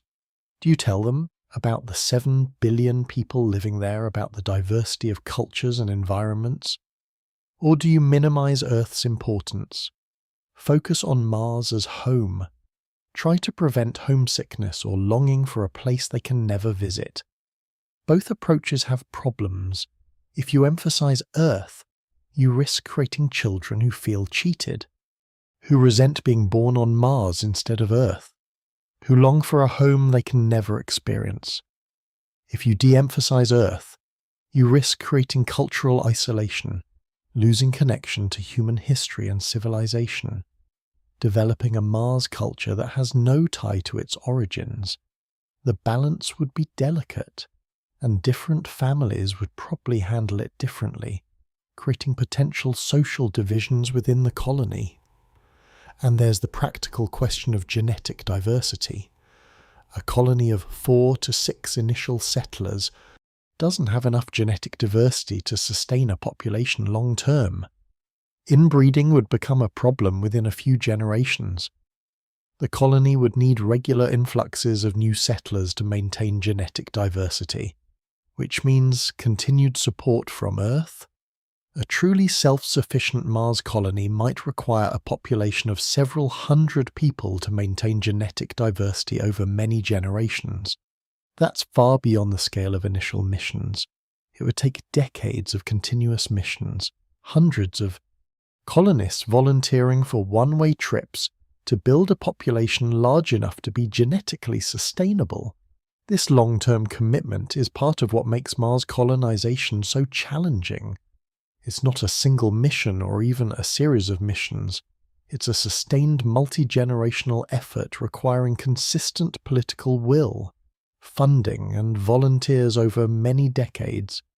Any interruption, any loss of political support on Earth, any economic crisis that prevents continued missions could doom the colony. A small Mars settlement can't survive indefinitely without resupply from Earth. They need genetic diversity. They need specialized equipment that they can't manufacture. They need cultural connection to prevent isolation and stagnation. Only once a colony reaches a certain critical size, probably several thousand people with diverse skills and substantial manufacturing capability, could it potentially survive without Earth's support. That threshold is many decades away under even optimistic scenarios. The resource extraction and manufacturing challenges are also worth exploring in more detail. Mars has resources, but exploiting them requires industrial capability that doesn't exist initially. Water ice exists in Martian soil, but extracting it requires excavation equipment, heating systems, and purification processes. Iron is abundant in Martian regolith, but smelting iron requires temperatures of over 2700 degrees F and substantial energy input. Manufacturing anything complex, electronics, precision parts, medical supplies, requires industrial infrastructure that would take years to establish. Initially, the colony would be completely dependent on imports from Earth. Every tool, every spare part, every piece of equipment comes from Earth and takes 6 to 9 months to arrive. If something breaks and there's no spare, you either fabricate a replacement from available materials, which requires creativity and luck, or you do without. This creates a constant tension between using equipment and preserving it. Every use of a tool is potential wear that might lead to failure. Every system that operates is accumulating damage that will eventually require repair or replacement. The colony would need to be obsessively careful about maintenance, about rationing the use of irreplaceable equipment, about improvising solutions that don't require Earth imports. Over time, as the colony grows and subsequent missions deliver more industrial equipment, local manufacturing capability would increase, Basic metalworking, creating simple tools and parts from a Martian iron. 3D, printing of plastic components from recycled materials or locally manufactured feedstock. Glass production from a Martian silicate for windows, optics, and laboratory equipment. Eventually more complex manufacturing. Electronics assembly, chemical synthesis, pharmaceutical production. But this progression would take decades, and even then the colony would remain dependent on Earth for high-complexity items. You can't easily manufacture computer chips or advanced medical equipment without extensive industrial infrastructure. A Mars colony wouldn't achieve Earth-level manufacturing capability for a very long time. Possibly centuries. This long-term dependence on Earth's supply lines is another reason why Mars missions are better framed as colonization rather than independence. The colonists aren't establishing a fully independent society. They're establishing an outpost that remains connected to and dependent on Earth's civilization, even while being physically separated from it. It's more like remote research stations in Antarctica than like the European colonization of the Americas. Antarctic stations are permanently occupied, but they're supplied by their home nations. They don't try to be self-sufficient because the environment doesn't support it. Mars colonies would be similar for many decades, permanently occupied but supplied by Earth because full self-sufficiency isn't achievable with small populations. The communication delay deserves more exploration too, because it affects every aspect of colony life in ways that are easy to underestimate. At minimum, when Mars and Earth are closest, radio signals take about 4 minutes to travel between planets. At maximum distance is about 24 minutes. This means every communication with Earth has a minimum round-trip time of 8 to 48 minutes. You ask a question. Wait 4 to 24 minutes for your message to reach Earth. Wait for someone to compose a response. Wait another 4 to 24 minutes for the response to reach you. Simple conversations that would take seconds on Earth take hours on Mars. This fundamentally changes the nature of communication. You can't have real-time conversations with family or friends on Earth. You can't call home when you're feeling lonely and have someone talk to you immediately. You exchange messages, but with such long delays that each exchange feels less like conversation and more like letter writing. This delay also affects technical support. If equipment fails and you need advice from engineers on Earth, you send a description of the problem, wait for them to analyze it and respond, then receive their advice hours later. By that time, the situation might have changed. You might have already solved the problem, or it might have gotten worse, or new complications might have arisen. The delay makes real-time technical support impossible. You have to be self-sufficient, able to diagnose and solve problems with minimal external input. It affects mission operations too. On the ISS, Mission Control can monitor systems in real time and alert the crew to problems immediately. On Mars, Mission Control sees data that's 4 to 24 minutes old. By the time they notice a problem and send a warning, the problem might have already caused damage or been solved by the crew. The crew has to monitor their own systems, make their own decisions, function autonomously in a way that ISS crews never do. This isn't a minor adjustment. It's a fundamental change in how space missions operate. It requires a different crew mindset, different training, different protocols.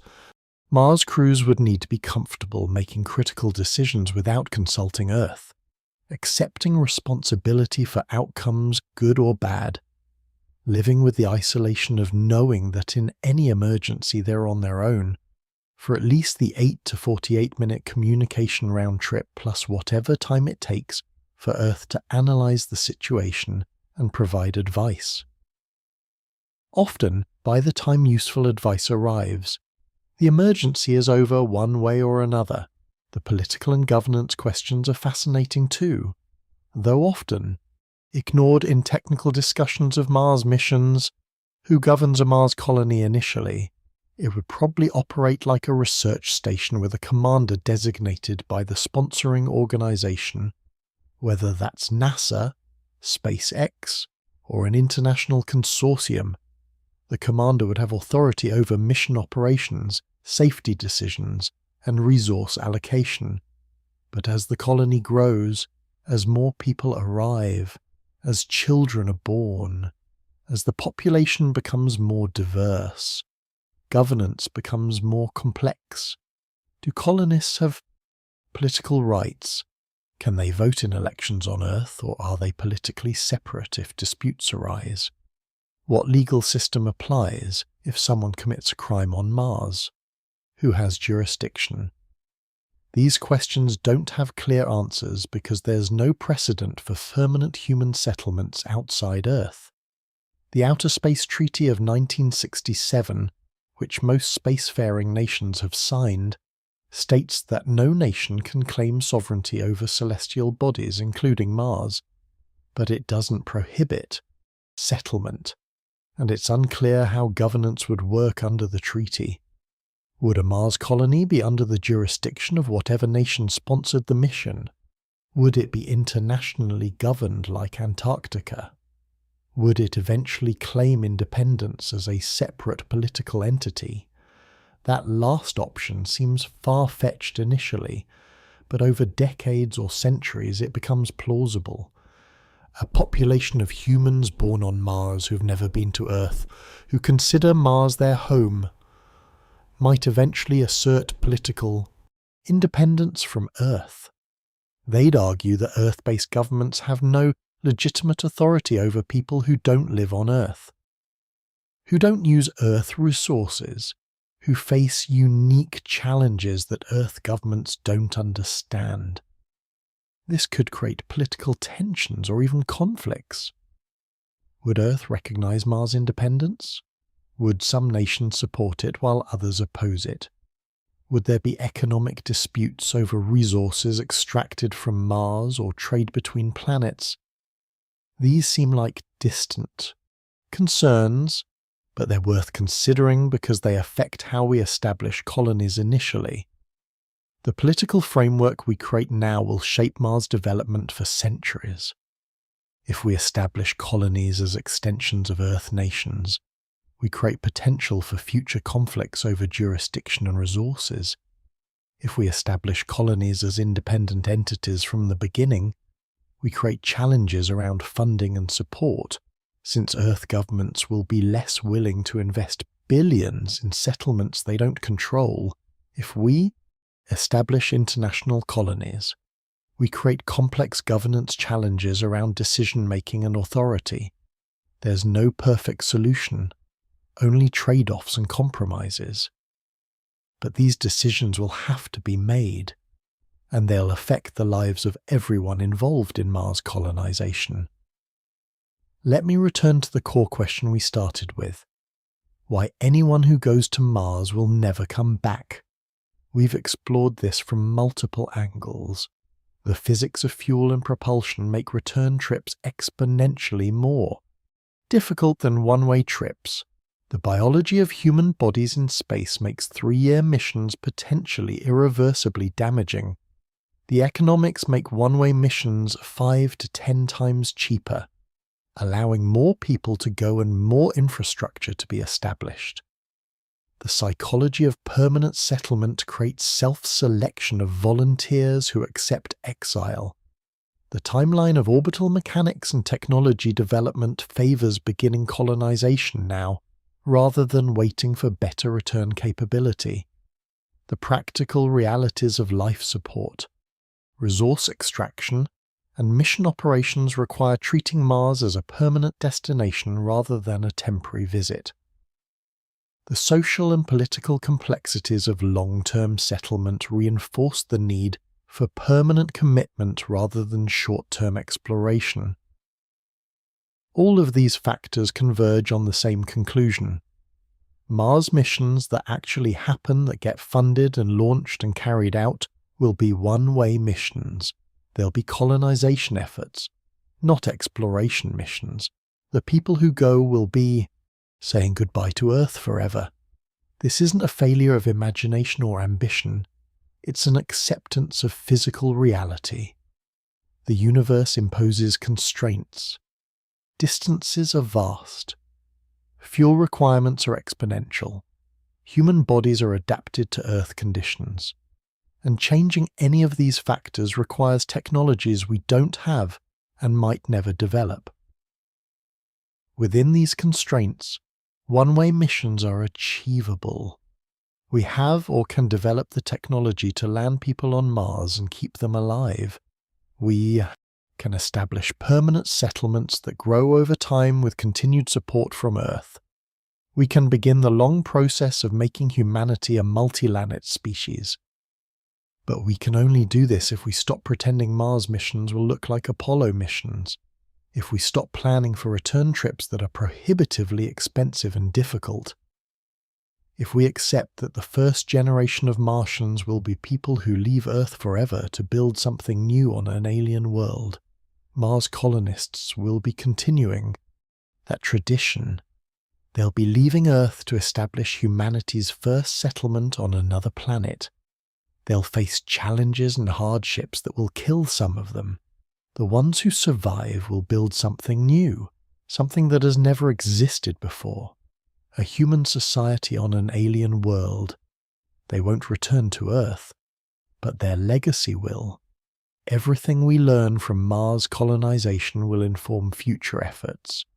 Technologies developed for Mars will have applications on Earth. The experience of establishing a self-sufficient settlement in a hostile environment will teach us things about sustainability and resilience that we can apply everywhere. Let me address some of the specific technological challenges in more detail because understanding these helps clarify why return missions are so difficult, while one-way missions are feasible. The propulsion technology available today is chemical rockets. We burn fuel, generate thrust, and accelerate spacecraft. This technology has fundamental limitations imposed by chemistry. Chemical reactions release a specific amount of energy per kilogram of fuel, and that energy determines how much velocity change you can achieve. The best chemical propellants currently in use are liquid hydrogen and liquid oxygen, which power rockets like the Space Launch System and the upper stages of various launch vehicles. These propellants provide a specific impulse, a measure of efficiency of about 450 seconds. This means 1 kilogram of propellant can produce 4.4 cons of thrust for 450 seconds before being exhausted. This is good as chemical rockets go, but it's still limited. To achieve the velocity changes needed for Earth to Mars to Earth journeys requires enormous amounts of propellant relative to payload mass. The rocket equation is unforgiving. Methane and oxygen, which SpaceX plans to use for Mars missions, because they can be manufactured on Mars, have slightly lower specific impulse around 370 seconds. This is acceptable, but makes the propellant requirements even larger. Alternative propulsion technologies exist in theory or early development, but aren't ready for crewed missions. Nuclear thermal propulsion, where a nuclear reactor heats propellant to create thrust, could provide specific impulse around 900 seconds, roughly double that of chemical rockets. This would significantly reduce propellant requirements for Mars missions. NASA and other agencies have researched nuclear thermal propulsion since the 1950s. Prototype engines were built and tested in the 1960s and 7S. The technology works, but it's never been flown in space because of political concerns about launching nuclear reactors and the expense of developing flight-qualified systems. If nuclear thermal propulsion were available, Mars return missions would be more feasible because you'd need less propellant, which means less mass, which makes the entire mission more manageable. But developing, testing, and qualifying nuclear thermal propulsion for human spaceflight would take at least a decade and cost tens of billions of dollars, and it's not impossible. But it's not imminent either. Without it, we're stuck with chemical propulsion and its limitations. Electric propulsion, which uses electrical power to accelerate propellant to very high speeds, provides even higher specific impulse, thousands of seconds in some cases. But electric propulsion produces very low thrust. It can accelerate cargo slowly over months or years, which is fine for unmanned missions, but it can't support rapid transit of human crews who need to minimize radiation exposure and life. Support duration: you can't spend 2 years accelerating to Mars and another 2 years decelerating. The crew would be dead from radiation exposure or system failures long before arrival. So for human missions in the near term, we're limited to chemical propulsion with all its disadvantages. This makes return missions exponentially harder than one-way missions because the propellant requirements are so massive. The life support technology also deserves deeper examination. Keeping humans alive in space requires recycling air, water, and managing waste in closed-loop systems. The ISS, Environmental Control and Life Support System, or ECLSS, represents the current state-of-the-art.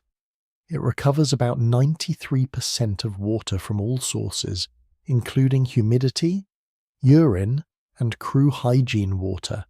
It removes carbon dioxide from the cabin air and uses it along with hydrogen to produce water and methane through the Sabatier process.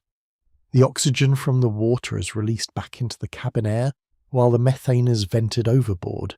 This system works but requires regular resupply of consumables and replacement parts. Over a year of operation, about 900 kilograms of supplies need to be delivered to maintain the system. For a 3-year Mars mission, you'd need similar systems, but with higher reliability and less dependence on resupply. This requires improving recycling efficiency and increasing system redundancy. Recovering 93% of water sounds good, but 7% loss over 3 years is substantial. For a crew of 6, that's several tons of water that need to be replaced, which means either carrying it from Earth or extracting it on Mars. Achieving 99% recovery efficiency, which would reduce losses to manageable levels, requires more advanced systems that haven't been fully developed and tested yet.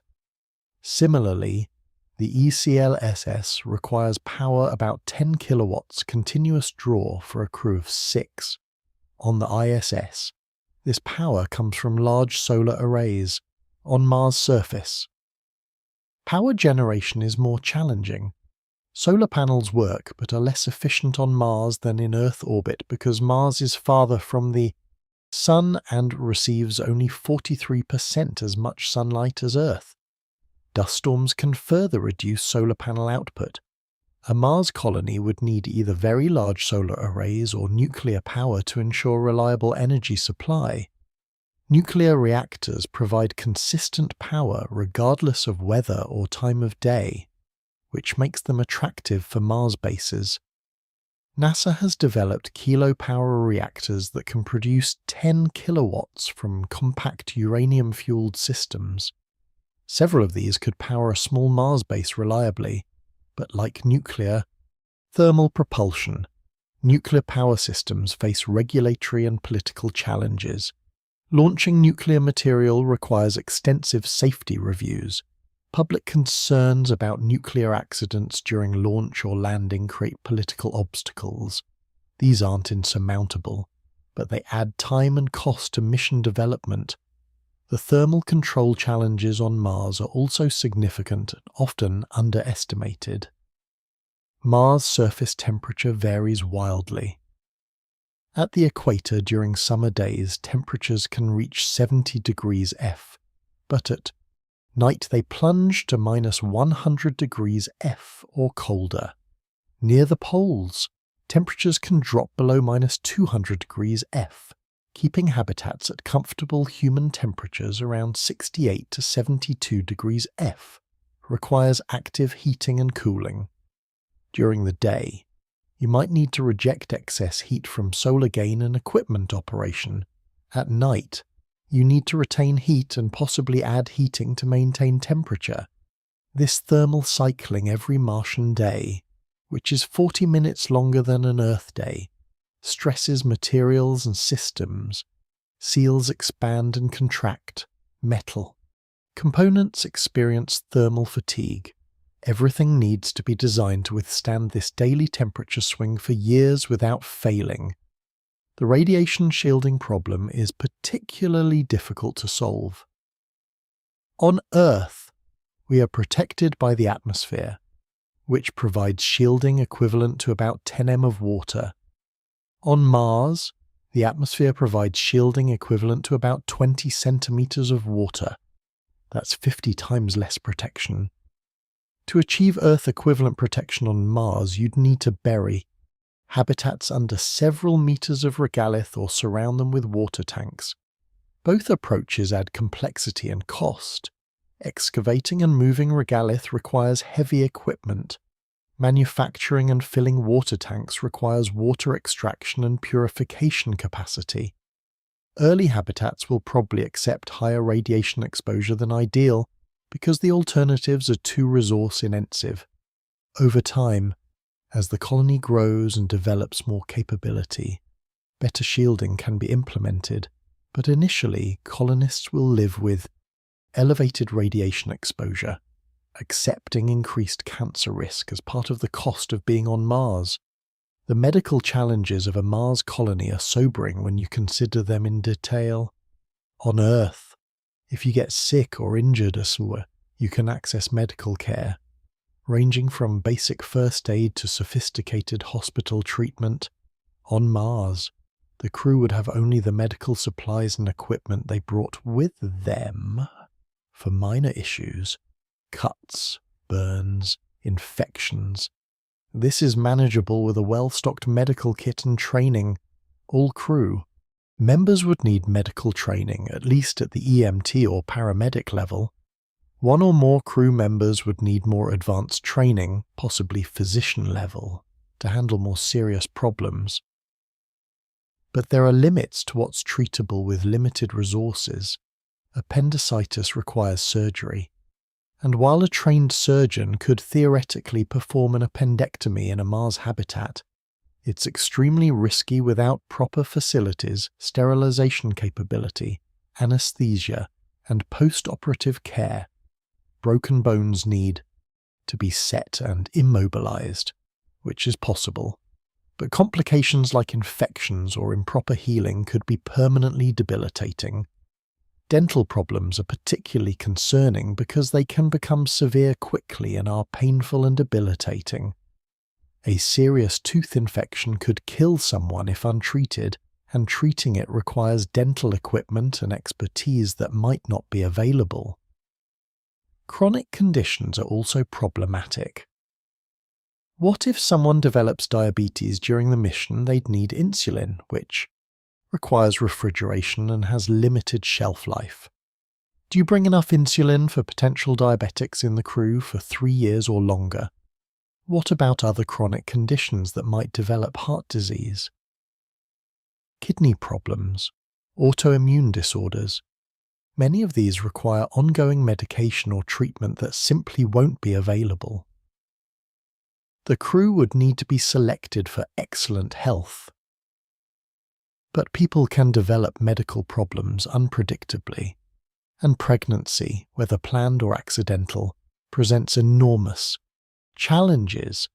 Do you allow pregnancy on Mars? If so, you need prenatal care capability, delivery assistance, which could require cesarean section capability in case of complications, and postnatal care for mother and infant.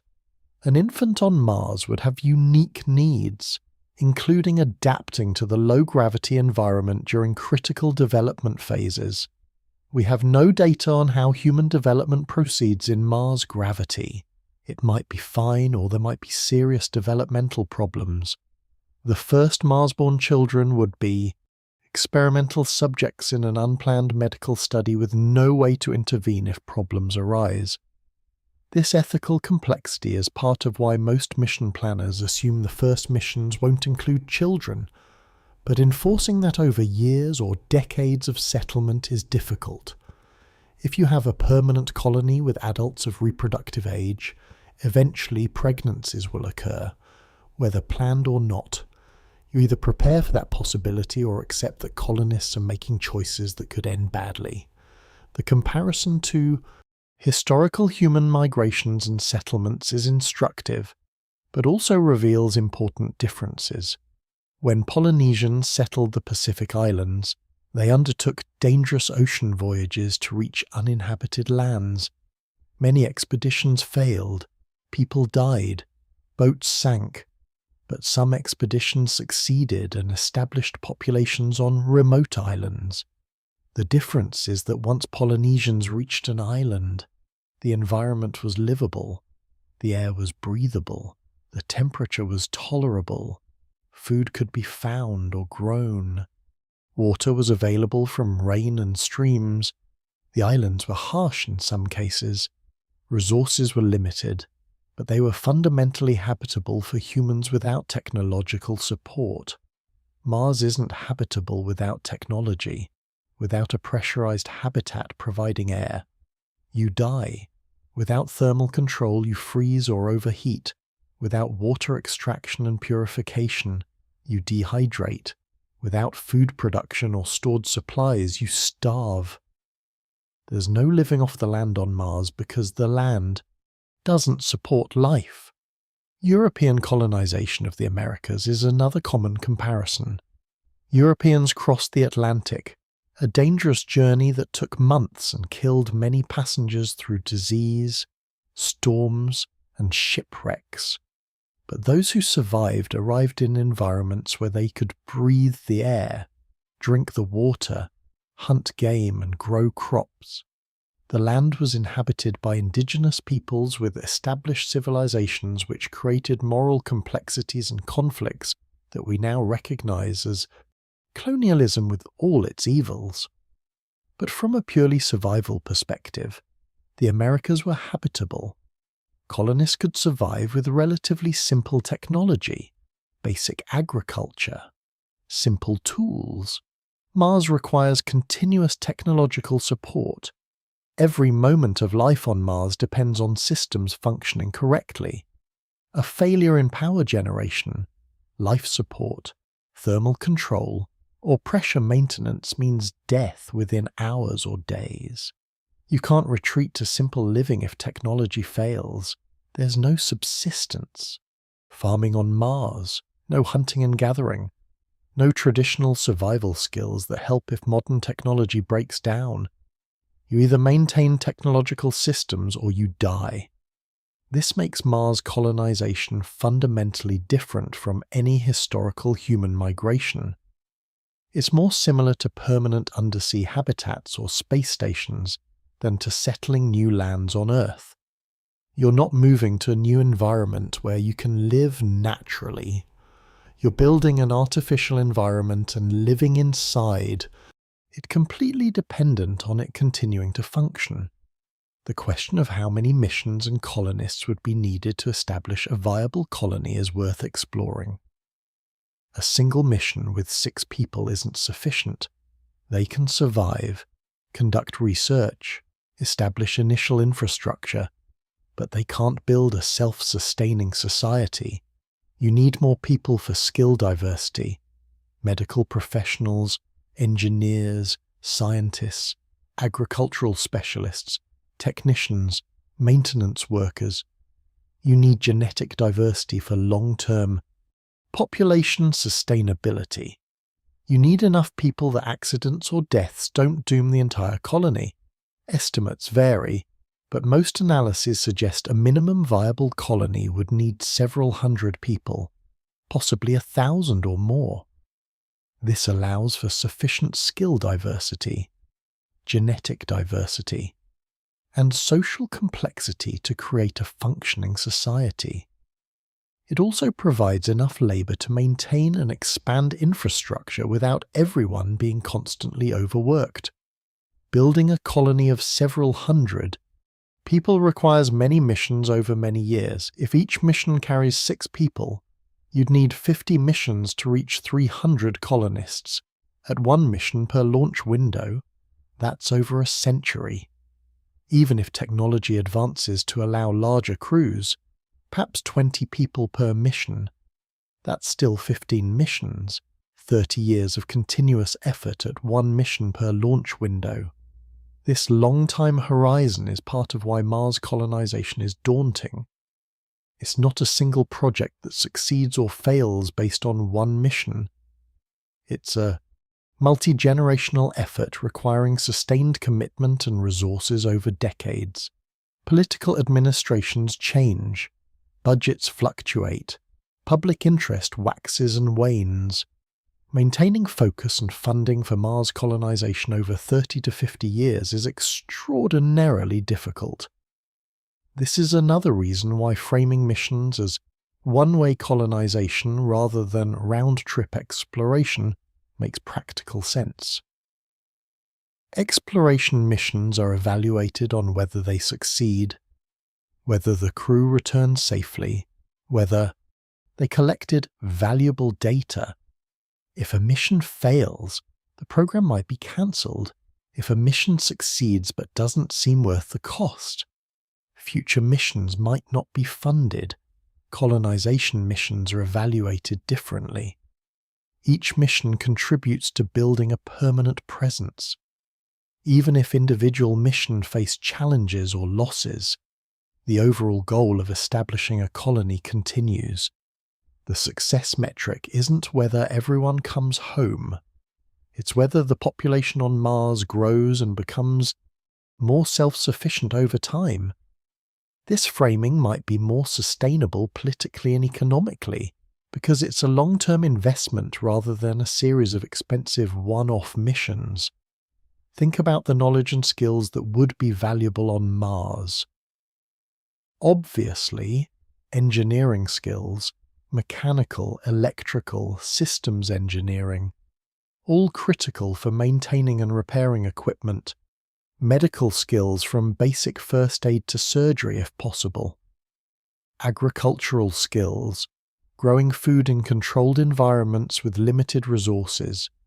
But you'd also need skills we don't usually associate with space exploration, welding, and metal fabrication for repairs and construction, programming and software engineering, because so many systems depend on software chemistry for analyzing materials and processing resources, geology for understanding Martian terrain and resource deposits, psychology and conflict resolution for maintaining social cohesion, teaching because if the colony has children, someone needs to educate them, cooking because food morale is important for psychological health and crew cohesion, art and music because humans need more than survival.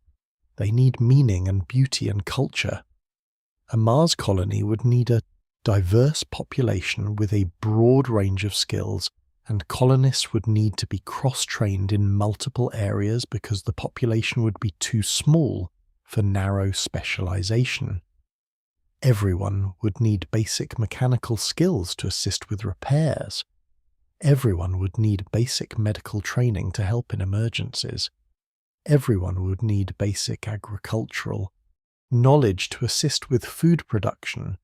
This generalist approach is different from modern Earth society, where people specialize deeply in single fields. Mars would require Renaissance people, individuals with broad knowledge and multiple capabilities who can adapt to varied challenges. Finding and training such people would be part of the selection process, favoring those with diverse backgrounds and demonstrated ability to learn new skills.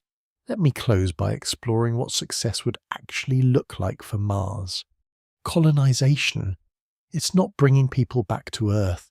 Success is establishing a permanent, growing, increasingly self-sufficient human presence on Mars Success is measured in decades and centuries, not in single missions. The first mission that successfully lands colonists and keeps them alive is a success, even if those colonists never return. The 10th mission that adds more colonists and more capability is a success. The 50th mission that delivers the infrastructure needed for a colony of 500 people is a success. A century. From now, if there are thousands of people living on Mars, born there, and raising their own children, building a society and culture distinct from but connected to Earth, that would represent complete success for Mars colonization efforts. Those people would look back at the first colonists, the ones who left Earth knowing they'd never return as founders and heroes. They tell stories about the courage required to be first, to face the unknown, to accept permanent exile for the possibility of creating something new. And they'd be grateful because those first colonists' willingness to go one way made Mars home for future generations.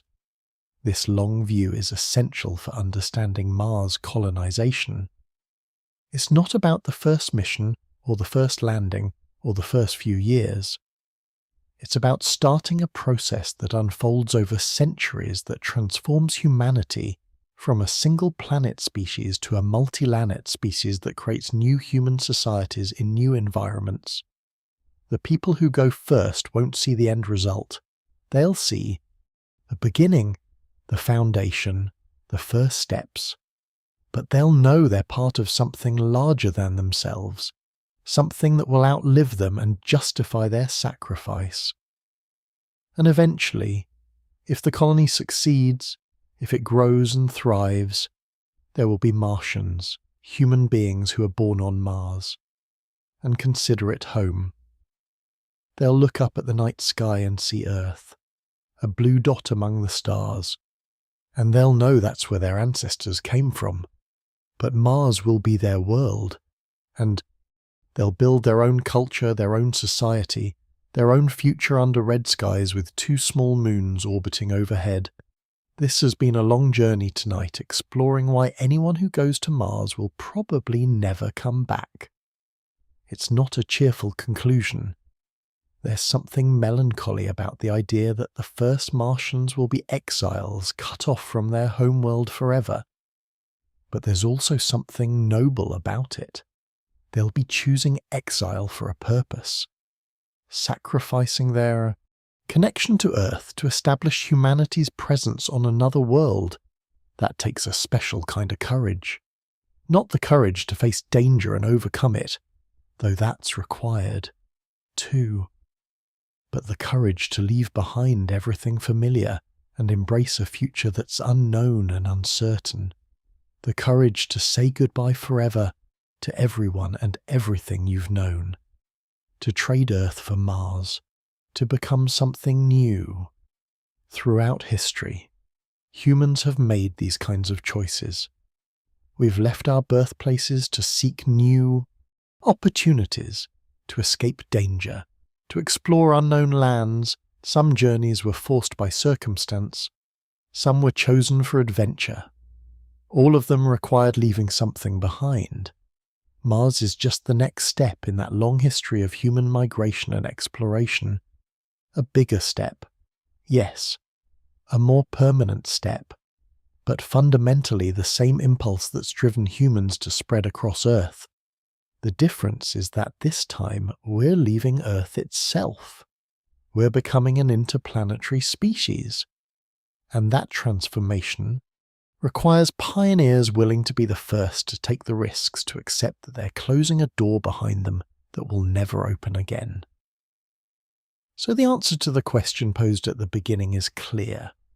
Anyone who goes to Mars will likely never come back because the physics, biology, and economics of return are prohibitively difficult.